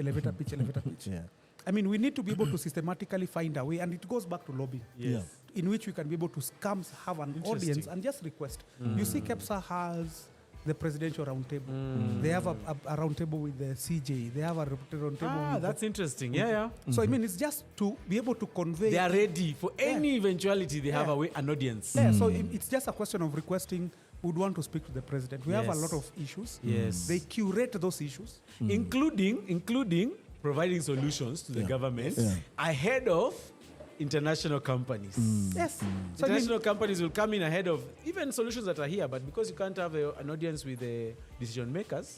Even for his audience, he has a million things that he's doing. You have to make it worthwhile. I mean, you can't be the spoiled kid who says, why are you I'm not tech, sending I me? have all the solutions. Guys are calling me from CNN, etc. I mean, but you're not recognizing me. So there has to be a responsibility that you have to put in the work.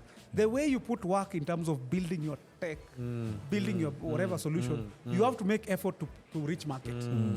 How many solutions do you have that someone would say, I invented this thing 5 years ago, but you didn't have you didn't put it in ahead of someone to buy effort it. To reach market. The same market has to be, you have to be able to make the same effort. And government is 70% of market in a lot of countries. So interesting ways in which, like I said, even for me, the way the county is informed in terms of how we engage the tech ecosystem is to be able to, solve some of the challenges that the tech ecosystem faces. So, I mean, the county through my particular sector is engaging the tech ecosystem. We are trying to be able to solve some of the policy challenges that the tech ecosystem is facing through engagement. A lot of engagements that I'm having with the tech ecosystem is around policy. So how can we be able to systematically address policy issues? How can you be able to get audience with people within the county so that they can be able to see the solutions that you have? We have a lot of challenges in health. We have Vilgro and an entire ecosystem within health that has solutions, but they never meet. I don't know, they never meet. Some of this, someone is saying this is a basic USSD solution. Someone in the county, I mean, I've never heard of that thing. It's true. And if you come with a lot of English and you're like, you can't dumb down this conversation, then you lose me from the get-go.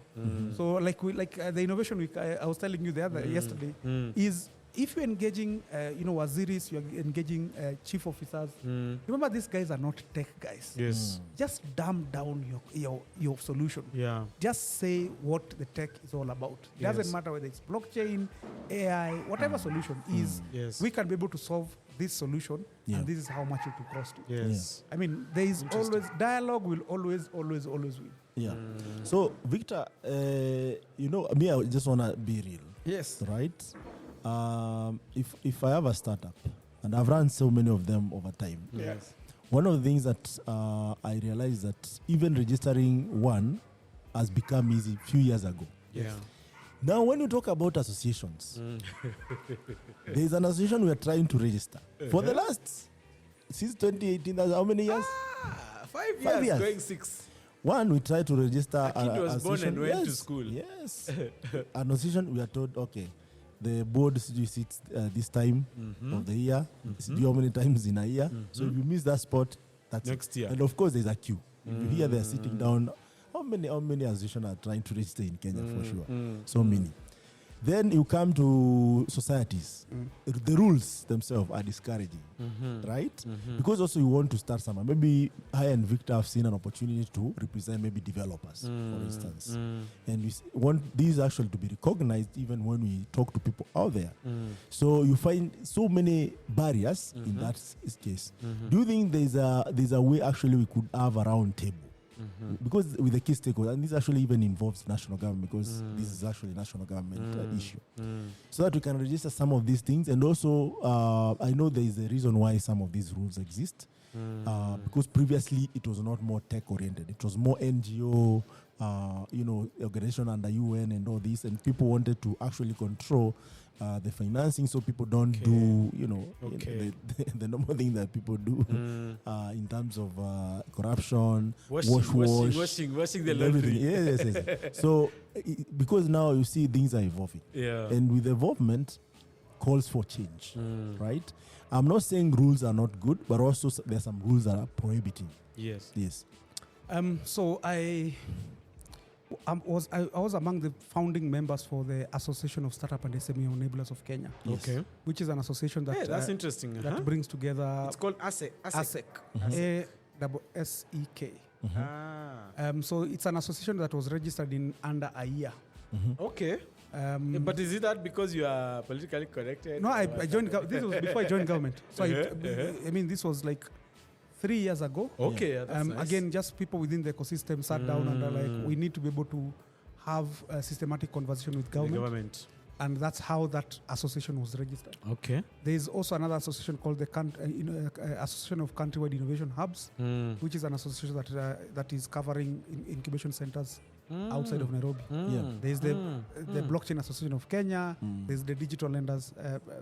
They renamed. It was called DILAC, the Digital Lenders Association of Kenya. So I mean, there are many associations that are. And these were easy to do within probably a year. These are associations that have been formed in the less than 3 years. Yes. Okay. So I mean, it's just a question of the will. So of course, and also maybe a collaboration with the legal fraternity. Tech needs to come together with the legal fraternity. I mean, so there has to be. It's not all doom. I mean, I feel like processes are there. Bureaucracy is there, of course, to be able to weed out, bad elements. But ultimately, I can say, if you're to compare ease of doing business generally over the last 10 years, I mean, we can be able to register business on e-Citizen. Yes. Talk to any founder who's trying to set up shop in other countries. I will not name them. I mean, it takes at least a year just to even get a business name out. So I mean, as government, I think efforts have been made.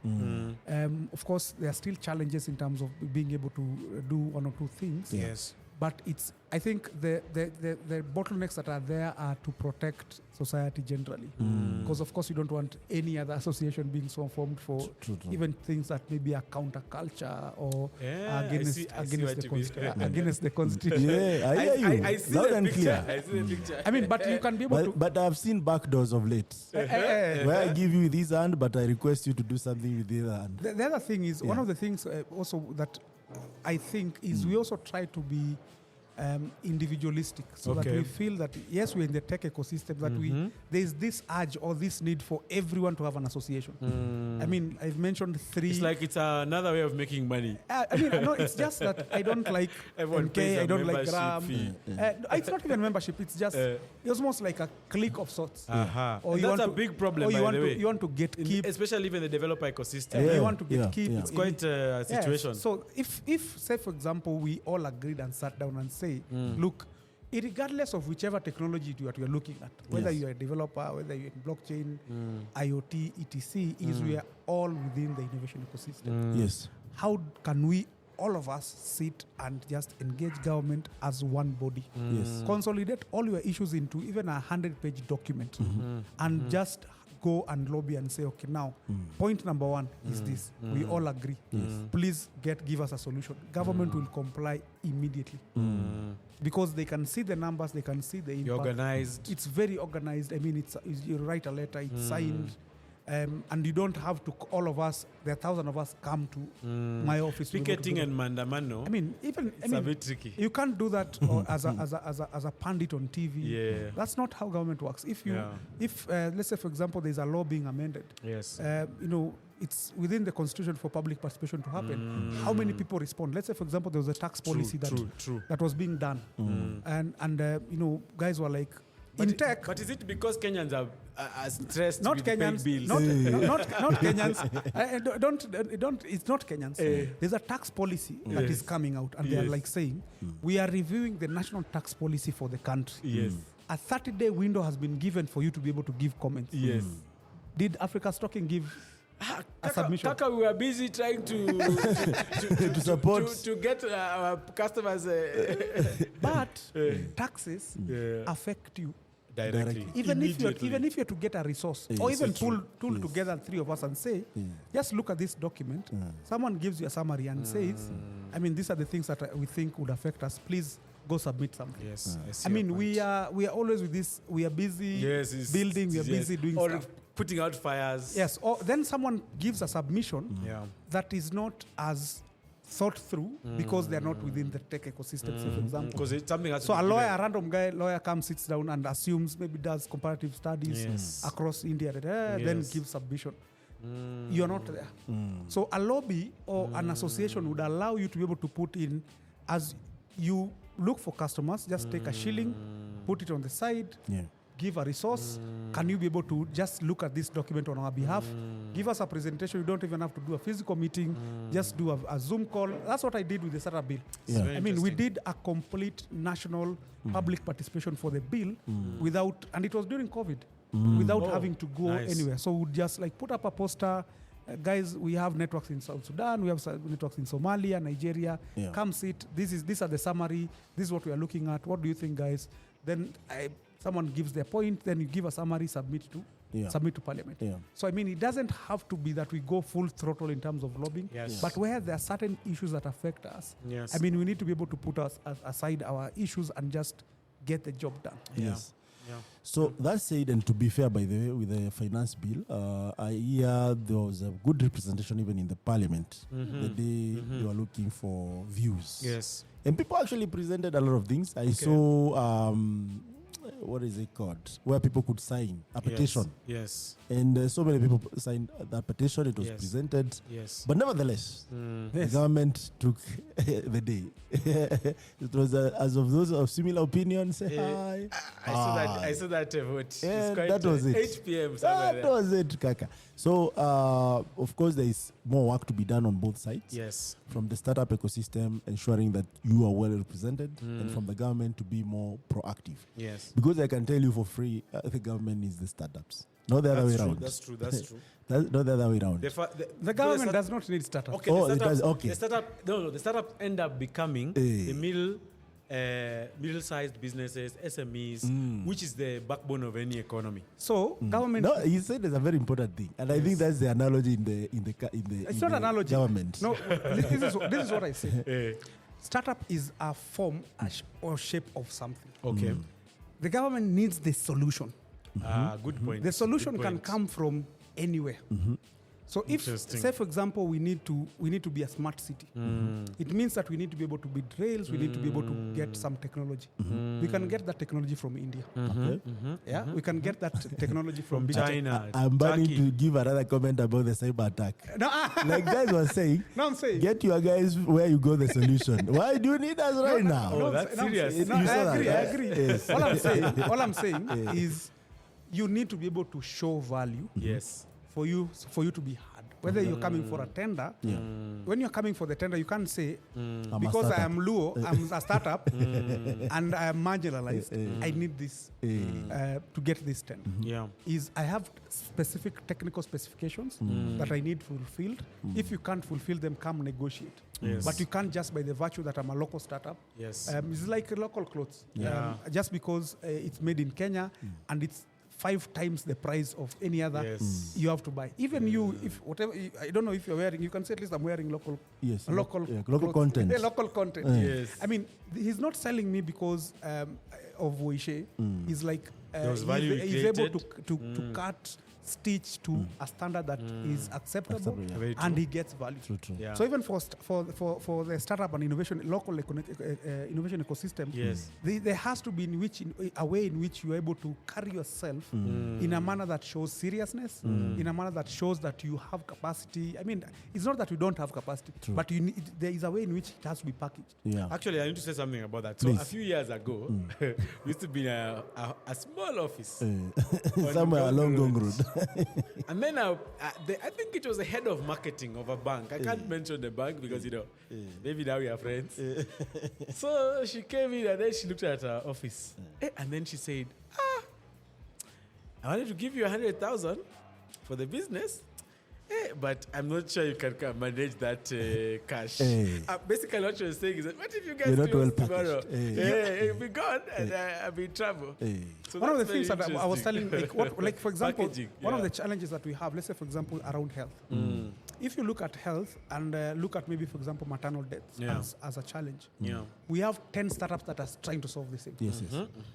For me, is why can't you just consolidate into one business and come for that business? But maybe But that talks about founder wars and king versus. So who has the problem? I need a startups, solution. actually, by the way. You are bringing 10 of you, and I have Oracle 1. That's true. That's 10 true. of you, and all of you are lobbying. What would I do? Yeah, And of course, yeah, I can see you don't have capacity. I can see you have challenges even getting a bid bond. Yeah. You're wasting my time. I would rather manage one person. And then also behind it Yes. is like maybe 100,000 people who need healthcare. So that's the problem you have to solve now. So even from an SME perspective, and if you look at data, you see that a lot of the people that we call SMEs, and of course this is just an example, is 90% are micro. So when you say micro, small, medium enterprises, micro are majority and they're less than 500,000 in terms of turnover. So we are very individualistic in terms of the way we do business. Yeah. So you want a shop here, like car washes. If you go, you look. the M-Pesa agent problem. I call it the condo or ship mentality. So if someone opens a car wash, 10 of them come. It's like people don't usually think too much about 200 or 300 meters.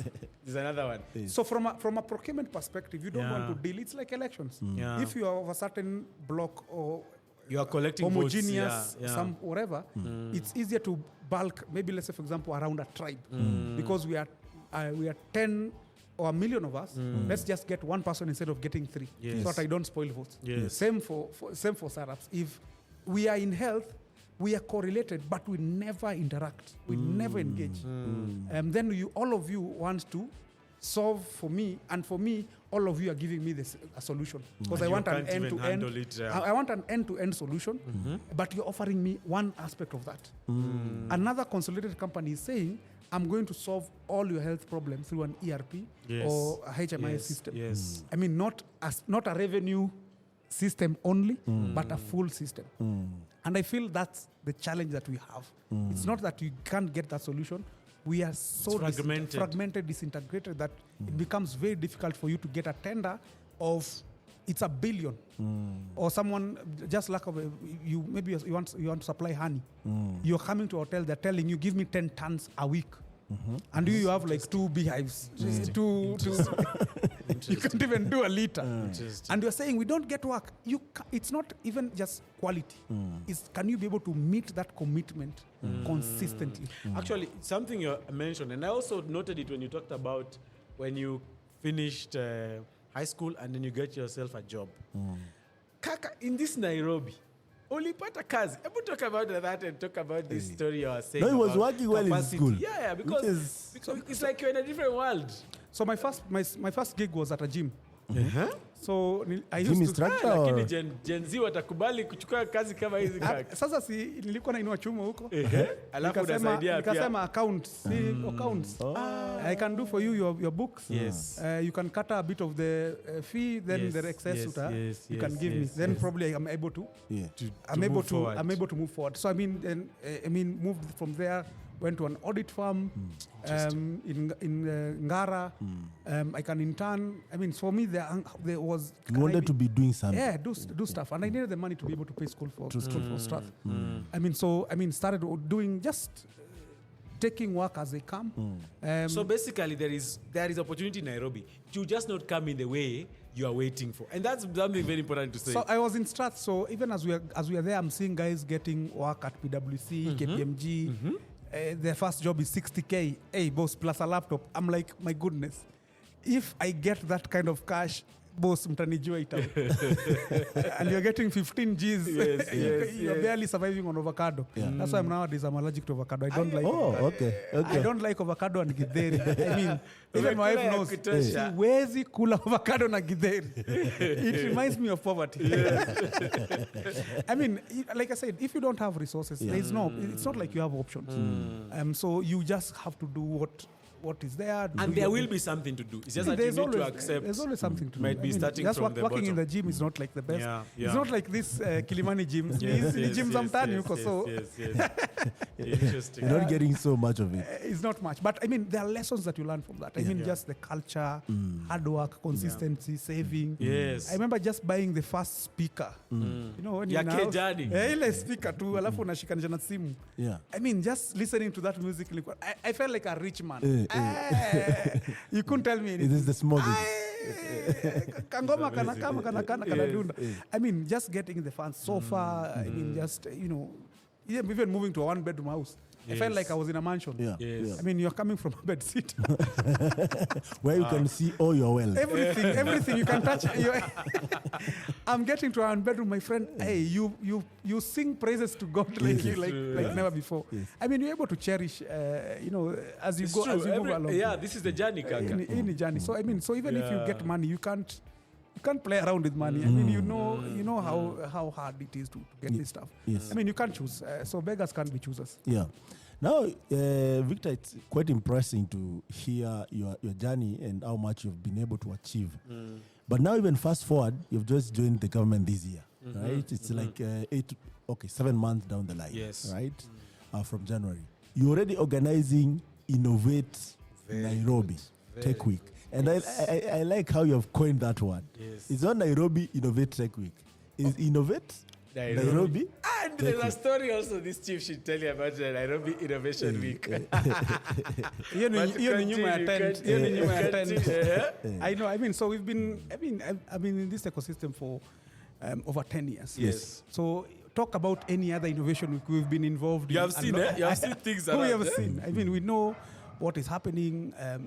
We've seen a lot of gatekeeping that is happening within the ecosystem. I mean, so even in our, whenever we meet with tech guys or people within the ecosystem taking tea, in different forums across the globe. There was always the question, as in, we've not hacked it. We are truly not an ecosystem. There's just something that is actually missing. So there are a lot of silos. There is big tech. There are universities. There is startups who apparently don't go through hubs. Yes. I mean, so then the question is, what's the magic formula? So where are they going? So when I was joining the county, part of the things that I knew that we needed to do right is we needed to be able to place Nairobi in its rightful place. Okay. So we can talk about Lagos, you can talk about Rwanda, you can talk about Cairo, etc. But I mean, Nairobi has not really lived up to its full potential in terms of an ecosystem. So we see sparks of brilliance here and there. But I mean, being able to consistently showcase and celebrate the innovation ecosystem in Kenya has not been done. I see new startups coming out every year and become bigger. Yeah, so how can we be able to have a way or a platform in which we're able to celebrate, we're able to showcase, and we can be able to have real empirical evidence of what is happening within the tech ecosystem. Yeah. So if you are to be asked today, an investor comes to Kenya today and he asks, how many startups are there in Nairobi? It would be, everyone would give a different number. Disrupt Africa would give 300. I mean, this Patek would give another number. East Africa Venture Capital Association will give another number. How much was fundraised? How much money was raised? I mean, different numbers. So we just don't have one source of truth in terms of empirical evidence of what is actually happening within the ecosystem. So we need to be able to do that. We need to be able to gather that evidence. We need to be able to know which startups are there. So as an investor, I don't need to know someone for me to be able to invest. You need just to see a database where you can be able to query. Very interesting. I need edtech. Yes. Of this size, using this technology, or I mean, whatever. We've seen that with Startup Estonia. We see that with India. I mean, those things are there. So that's what we are calling Innovate Nairobi. So the Tech Week is not just an event. It's a program within the county government to be able to showcase and place Nairobi as the innovation hub for Africa. So if you go to, say, for example, innovatenairobi.go.ke, you will see the Tech Week. You will see a self-register. Of course, it's not operational right now, but you'll see a self-register portal for a startup. So you can register, say, I'm a startup, this is the name, this is the website link, these are the founders, these are the ages, gender, etc. I mean, this is information that not only benefits Nairobi, but also benefits everyone within the ecosystem. Yes. So if you want to run an accelerator program for health, I mean, you don't have to scamper everywhere, doing hackathons with refreshing every other day. You can be able to see these are potential guys to work with. As an investor, you can be able to get pipeline across many sectors. It doesn't have to be fintech only. So that's the bigger platform that we are calling Innovate Nairobi, that is a platform that is able to showcase the startup ecosystem. Yeah. Of course, just drilling down to that is the Tech Week, which again is a platform, not just an event. It's a platform that is able to bring different stakeholders for us to be able to have conversations that matter to Kenya's ecosystem. And even as we discuss them, the question is, and this is the question I was asking the committee, so we set up a committee of random people within the ecosystem. If someone would send me on LinkedIn, I want to join, I'm like, show me. Please, of course. Just come. I mean, I met your co-founder at Teddy. Teddy at Cyberbox. I mean, there was Baraza Labs. Baraza. So they were doing their launch for the new. I think it's called Wazo. Wazo, the Wazo platform. And I mean, we sat for 10 minutes, and I was like, email Monday, we are done, we are collaborating. Right now, Africastalking is doing the hackathon for the Tech Week. I mean, it's just having that open mind for us to be able to collaborate collectively to ensure that even as we talk about the challenges and we pose, our successes, for me, the biggest question was, what are we doing next immediately after the Tech Week? So what kind of programs are we going to ensure that startups and the ecosystem moves forward? Whether it's a policy conversation, whether it's a say, for example, digitisation of informal sector. So working with the Federation of Juakali Associations, normally they're not in tech. If you are to have a tech week, even guys were when we were starting, they were like, hey, why are Juakali guys doing, what are Juakali guys doing? You need to be serious. I was like, hey, boss, check yourself. I mean, these guys need the tech that you're talking about. If you exclude them from the conversation, by the time you're bringing a solution, it's a very big ecosystem. So I mean, we have ILO that is coming to be able to explore how we can be able to crack that issue of decent work, decent labor. Of digitizing informal sector so that they can be more productive, they can be able to get value, issues around health. So we have AMREF, we have Vilgro, we have county government that is also has money and is trying to solve issues around tech, which goes to a point in terms of there is solutions, but which platform would allow these people to be able to collaborate outside of exhibition. So you can do an exhibition and say, I'm doing this, I'm doing that, but if we don't sit down and just have a conversation and listen to each other and be able to exchange and see how you can even pivot. Because sometimes you can have a solution, but it's not a direct fit for purpose for county. So then can you be able to pivot? Who's going to fund that? I mean, those are the meaningful conversations that we want to have. Remember, we launched, this is our first tech week for the county. Yes. We started off in January with not a single shilling. So the ecosystem realized value, and we have the entire tech week fully funded. Oh, I mean, nice. there was no single person who can even say that we chased them because they didn't have money. So That's a lot of That's guys, true. I mean, even, convention. We even were fighting. You might attend. We are fighting, Marakaka. No, I mean, but I never at any point refused true. on the basis of funding. So That's for me, true. it was, what value do you think you're going to bring? Yes. Then come, let's talk, let's align that and within the master plan in terms of program, then let's do it. I mean, and we have almost everyone within tech, within the innovation, from big tech to even kids. We're having a kids hackathon. We're having gamers doing esports. I mean, everyone is welcome to the tech week, and it's free. So every other tech week that we've had since the beginning of the world, since the Big Bang or whatever, the creation, it has been charged. I mean, even if it's 5K, guys can't afford 5K. It's true. Guys There was can't one afford I even saw 3K. that was almost $350, but we can't say much. I mean, Let's be why good. would you have a tech week and say you want to showcase, then exclude the majority of of the people. So I mean, for us, it's free. We launched in June. We launched at the iHub. We already have 800 people who've registered online. Very nice. There's no mass media communication. There's nothing that is just WhatsApp groups and guys within the community saying, This is by the way, worth, we are going for this event. I mean, it's already packed before we even started. nice, We have over 40 speakers who are coming to the tech week. We already have 50 startups who are going into the deal rooms. I mean, we have Africastalking doing a hackathon. I mean, probably get 200 devs in there. I mean, So I mean, and that's what we say is an ecosystem. So what there is space for everyone as long as you are bringing value to the ecosystem. There is space for us to be able to co-create, have It doesn't have to be. Not everything has to have an end that you can see. Sometimes is within tech. We are exploring. I mean, we even have WorldCoin as part of... Talk about that for 2 minutes, actually, Kaka. Because I was going to ask about data and data infrastructure, especially in terms of the county government. How are you guys thinking about that? How can you provide more data via maybe even APIs to innovators? And then how are you thinking about,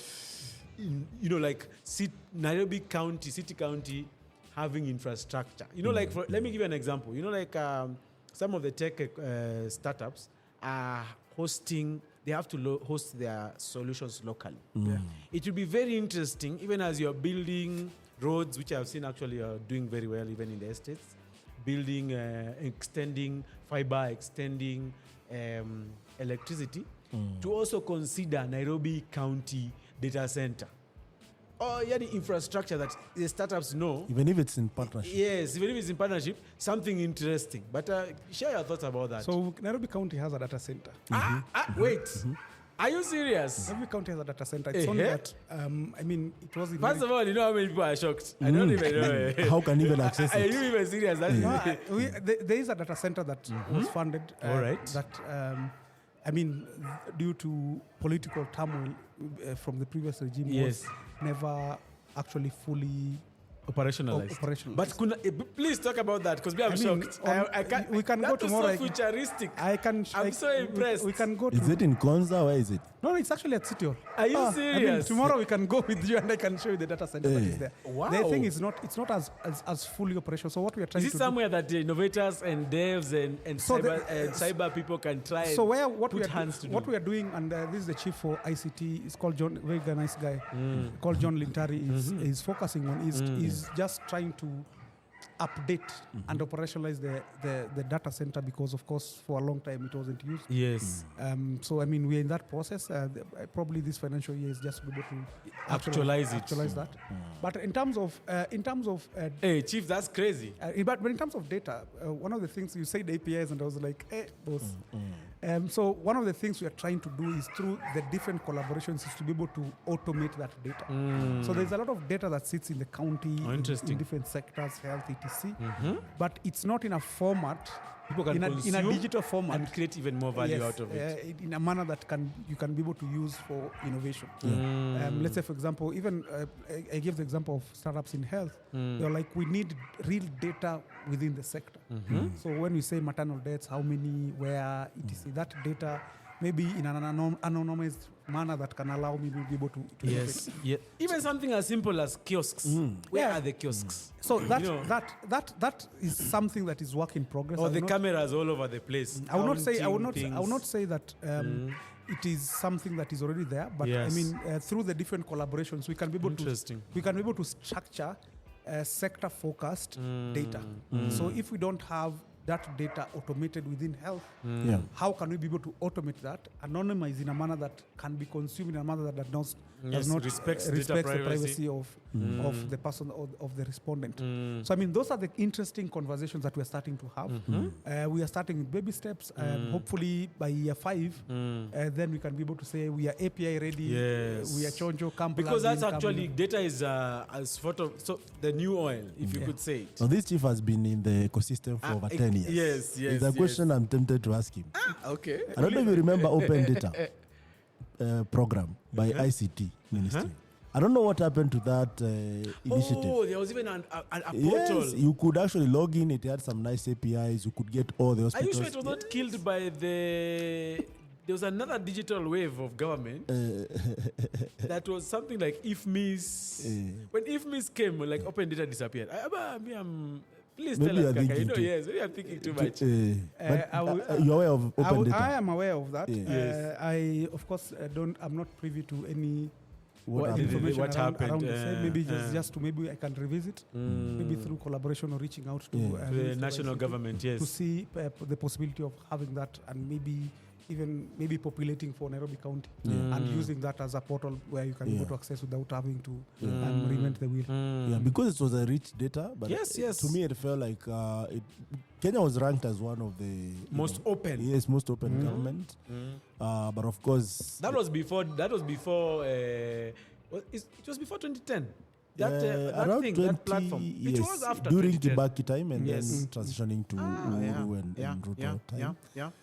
And actually most people could actually innovate a lot because now they could just plug in, get the data, clean it a bit, make it information and build a solution around it. And then it disappeared. Now you can imagine you had plugged in somewhere and then the pipe is cut. It's true. It really throws you off the balance and then there is that trust and issues.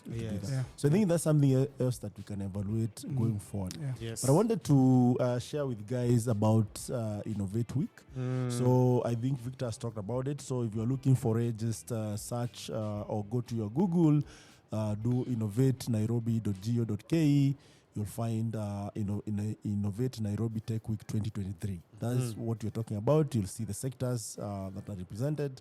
But of course, we give some suggestion to the team to add more sectors in tech that I think they're working on. Regarding the hackathon, it's also live and it's active. People are registering. I checked a few hours ago. There are over 70 guys who have confirmed. You can find it under community.ilaria.com/Africa-talking-community. You'll find the event there under global events. Sign up, please come, prepare, sharpen your tools if you're a developer. But I wanted to ask this. Let me say something about that. Every day, we have 4 days of hackathons. every day we are treating it like a full AfricaStalking hackathon. Yes, so yes. there will be a prize every day for the first, second, and third for each of those verticals. So we're talking about UI, UX, talking about front-end designers, and I mean front-end frameworks, back-end APIs, infra deployment. And then to wrap it up, if you are also the best solution, there's also a winner. So there's a winner for each day, and also overall winner. And we are going to get the subject experts in UI UX, in front-end, back-end, and SRE to talk, at least do a little experts. We're not talking just other guys. These are guys who are doing things. People who have worked on these serious solutions. things. Yes. So please come if you're able to come. And in addition to that, because most people hear AfricaStalking now, they say AfricaStalking is equals to hackathon. No, we don't stop at the pricing level. Actually, for us, pricing is not the key. Yes, so we have several programs that actually follow the process, whereby you get to join apprenticeship programs, you get to join marketplace programs, and all these are just meant to scale your solution across Africa. Yes, so and we definitely are going to work with Victor here. Nairobi County now is on board. Solutions. Yes. May be very interesting. You know, Victor and Nairobi County can speak a lot. Yes, but without action, we are not getting anywhere. So we want to collaborate with people like Victor, who actually have the vision, the strategy, and also, the policy side of things to make sure that Nairobi is now scaling solution across Africa. Yes.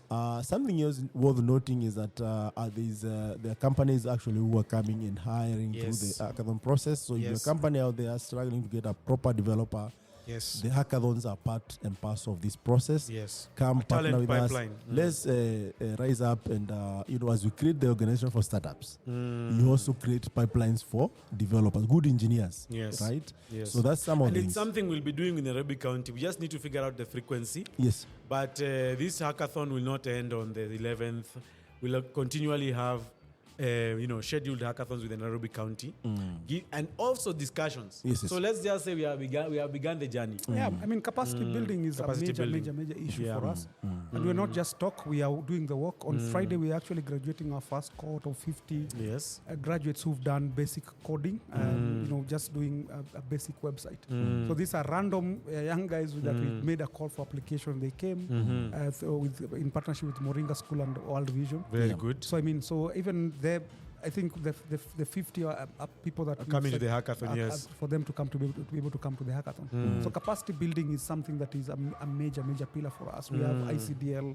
Talk about that program a bit and even invite people who want to partner on that one. Yeah, so I mean, so the idea around capacity building as a vertical is that we need to be able to build capacity and have a continuous pipeline of engineers, of startups that are coming through. So the assumption that we always take is that the engineers always have to have a university degree. So what we are saying is we have 10 vocational training centers that are there in the county. So where a lot of young guys who either drop out from school, from primary or high school, go to do hairdressing, mechanic and stuff. And we've never taken, even at that level, ICT as a serious thing. So what we are saying is we've partnered with the ICDL for them to be able to join, and you don't have to have any prerequisite in terms of being a Form 4 graduate or study leaver. Is as long as you have the enthusiasm, you can be able to come do your basic, packages. Then, of course, we can be able to keep growing, and of course, at some point, you can be able to come join the hackathon. And by the time build solutions. By the time you are here, this is someone who doesn't have. Is a school dropout, but we've given them an opportunity to be able to operate within the digital economy. And for us, I think that's where the real impact is, and that's the reality that we have. So when we say we have hustlers, we need to be able to pick them up from where they are. No questions asked. Just here's an opportunity. Here's an opportunity. I mean, if you're enthusiastic about the same, and of course we can be able to look at the entire value chain and ensure that at least you get something. We're not guarantees. We are not giving you guarantees, but we are giving you the opportunity for you to be able to have options. Maybe something else I've remembered about our hackathons. So please, if you're out there, you want to participate, we don't appreciate PowerPoint presentations. Your solution is your PowerPoint solution. So don't worry about preparing this idea, problem statement. I don't know, the projections. Those are no here, no there. And you heard from even Victor himself. The customer is the right investor. It's true. And the customer invests in solving their problem. So the solution should work. That's what you present. And anyone who is participating in the hackathon, you're also a judge of the best solution at the end of the day. So take note of that. Come prepared. Start sharpening your tools. That means setting up your environment. If you want to learn UI UX, you want to learn front-end development, check what is required. If you want to learn back-end development, check what you want to learn. And finally, how do you deploy the solution? Yes. 4 days of proper writing code and deploying it. So you're all welcome. Going forward, of course, there are already existing startups. What should they expect from the Tech Week? So startups who've registered for exhibition have the opportunity, of course, to be able to showcase their innovations across, to different investors, to county officials. So we've invited CECs, we've invited chief officers, we've invited directors across all sectors within the county, so they can be able to interact with different solutions that are out there. So we have exclusive deal rooms that are there that we've set out for startups. We already have 50 startups who've registered for the deal rooms. I mean, it's not a guarantee of investment, but it's just to be able to have start a conversation around investments. Of course, from an investor perspective, we're also giving them a pipeline. Also, as well as startups, is just co-creation of policy. So the different conversations that are going to happen. We have 12 tracks that are being discussed, from smart city, talent. I mean, all manner of conversations that are going to happen. I mean, you can be able to plug into this conversation, give your views, and possibly help in co-creation of either collaboration or give feedback in terms of programs for CSOs or even corporates.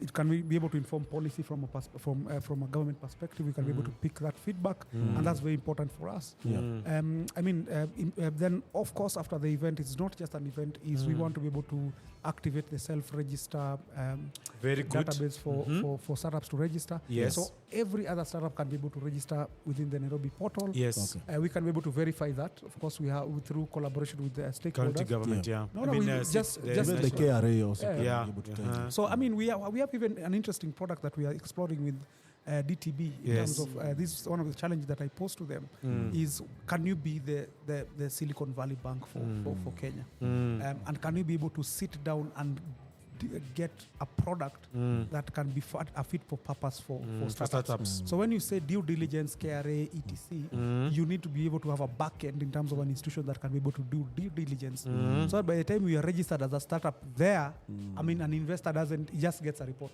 I mean, this is interesting. This will actually become a list of fundable startups in Nairobi. Did you say DTB will be doing due diligence? Do this? No, I'm saying we need to be able to have a framework and institutions that it is in their day-to-day job. Although bankers don't play. No, I have my reserved opinion. Bankers don't play. Referring to Chase Bank. No. I agree. All I'm saying is not to. Kaka, we have been in this ecosystem. Not to market. Not to market jokes if I'm not getting. No, but not to market DTB, but look at the number of years the bank has existed. Of course. You always look at history and look at the stability of an institution. And also, if they are willing to walk in and say, "Let's innovate," that's a very how big many thing. banks can come say, and we want to join at the Tech Week, not because we want to give sponsorship, but because we want to be able to engage this ecosystem and be able to give value to the ecosystem. It's true. So I mean, all I'm saying is we can be able to have a self-register platform. Portal, yes. We can be able to do due diligence, not only in terms of business model, but in terms of legitimacy of and having a bankable and investor-ready. I'm very excited about that, actually.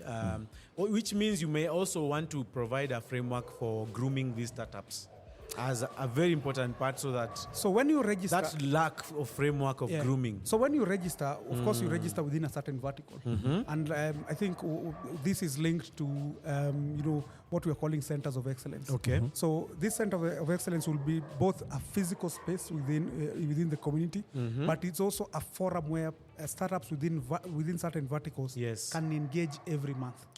So outside of the Innovation Week, what we intend to do is, let's say, for example, immediately in either September or October, we can have all stakeholder startups as well as different value chain actors in health for a forum, where we can have those kind of mentorship for those who are starting, to clinics, to the bigger ones, and where you need to collaborate and fold your companies and have one consolidated startup. Yes. Founders issues aside, Yes. is we need to be able to tell you upfront, we can't have two startups doing the same thing. Yes. Just find a way in which you can be able to Collaborate, split your equity, do your maths, but just come as one. I mean, those are the conversations that we hope to be able to have moving forward. So at next year when you have an innovation week, we are reporting what we've done.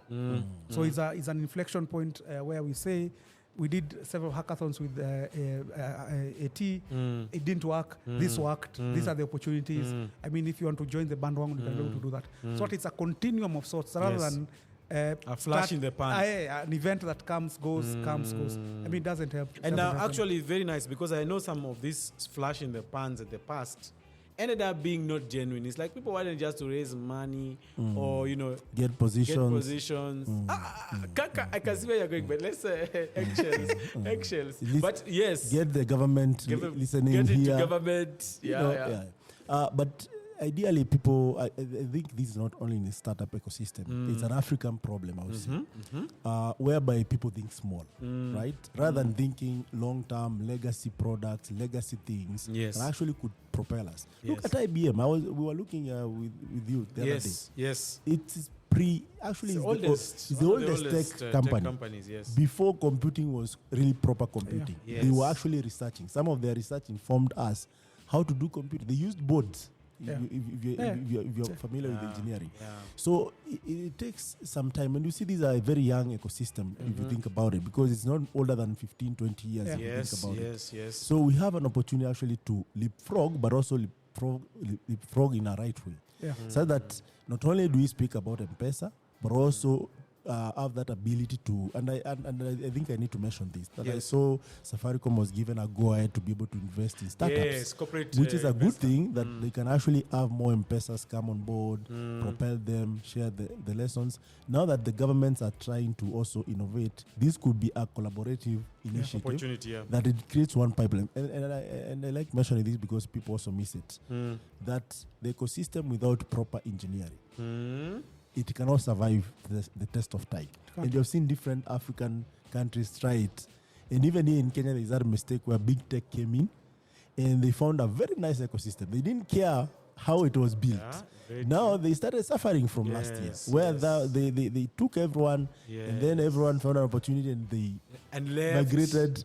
And then they are like, in Africa, the pipe is we are dry. going to see a lot of that if the pipe is not open. Yes. And that's why I said, if the foundation of the ecosystem, and this is codified under STISA, the strategic, the Science, Technology and Innovation Strategy for Africa under AU. Okay. So if you look at the strategy, it mentions specifically infrastructure, talent, of course, policy, as well as entrepreneurship or collaboration. But you can't produce tech.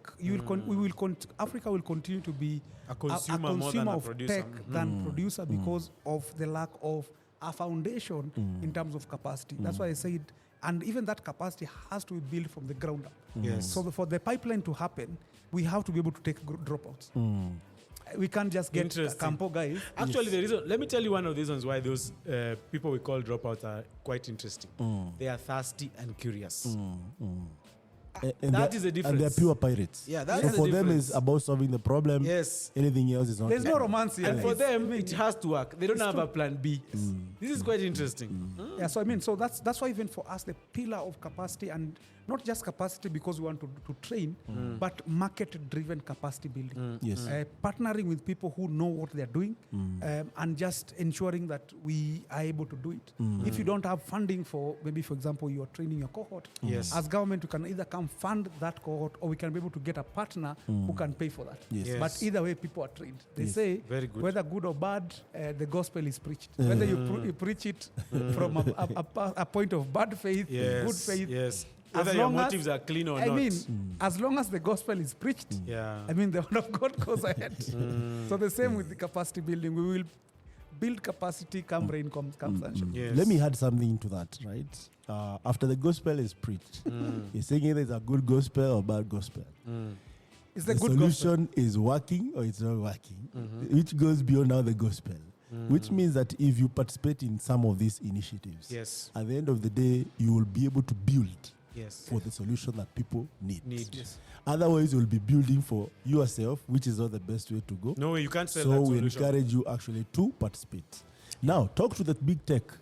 Oh, yes, please. In And regards the to innovate. potential partners. Yes. Because I know the biggest challenge if you're working in the tech ecosystem, Yes. people don't usually want to partner. People don't usually want to support. Actually, Even most people- when the value you're creating, they need it. Actually, most people Yes. copy pastes, Ah. which is not the best way to go Yeah. because it creates more silos and silos, and then we don't get somewhere. Kaka, that is a long story, Please. but just Yeah. in your own few words.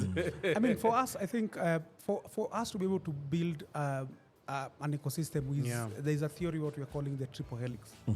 So the triple helix poses that. I've seen that something somewhere. I don't know if it is in Strathmore or World Bank. It's a theory. So So Yes. he did not come to play, Kaka. Yes. He's throwing acronyms after acronyms, but the good thing is he's explaining. Please go ahead. quadruple helix. Yes. So there are certain people, there are certain stakeholders that are needed for entrepreneurship to thrive. Okay. So we have government, we have industry, we have academia.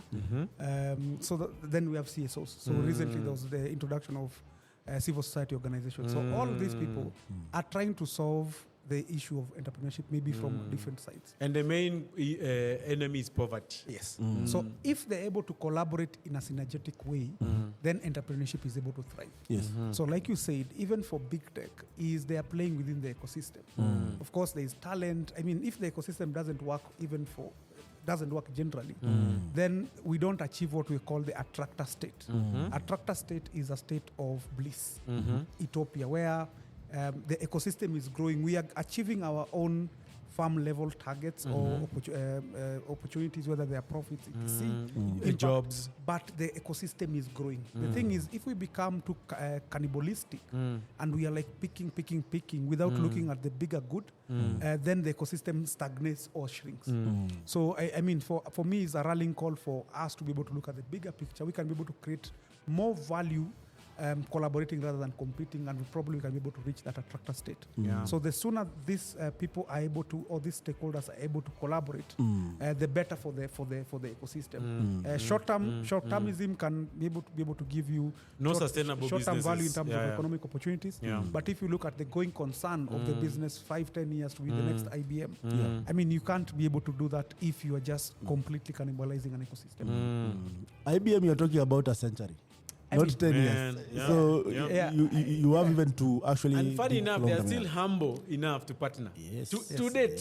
Yes. So that actually Interesting. piggybacks to the point you made that IBM could be able to solve problem at scale. So it didn't just happen, right? Yeah. It's a matter of over and over research, over and over innovating, and also actually ensuring that they are partnering with the people you mentioned, the key stakeholders, to ensure that the pipeline doesn't run. Do you know, even the issue of disruption, sometimes even narratives that we just pick for the sake of picking, sometimes doesn't work for us. So you find that the narrative that is being pushed for you to be a startup is you must disrupt. True. Sometimes disruption is not the way forward. If you look at,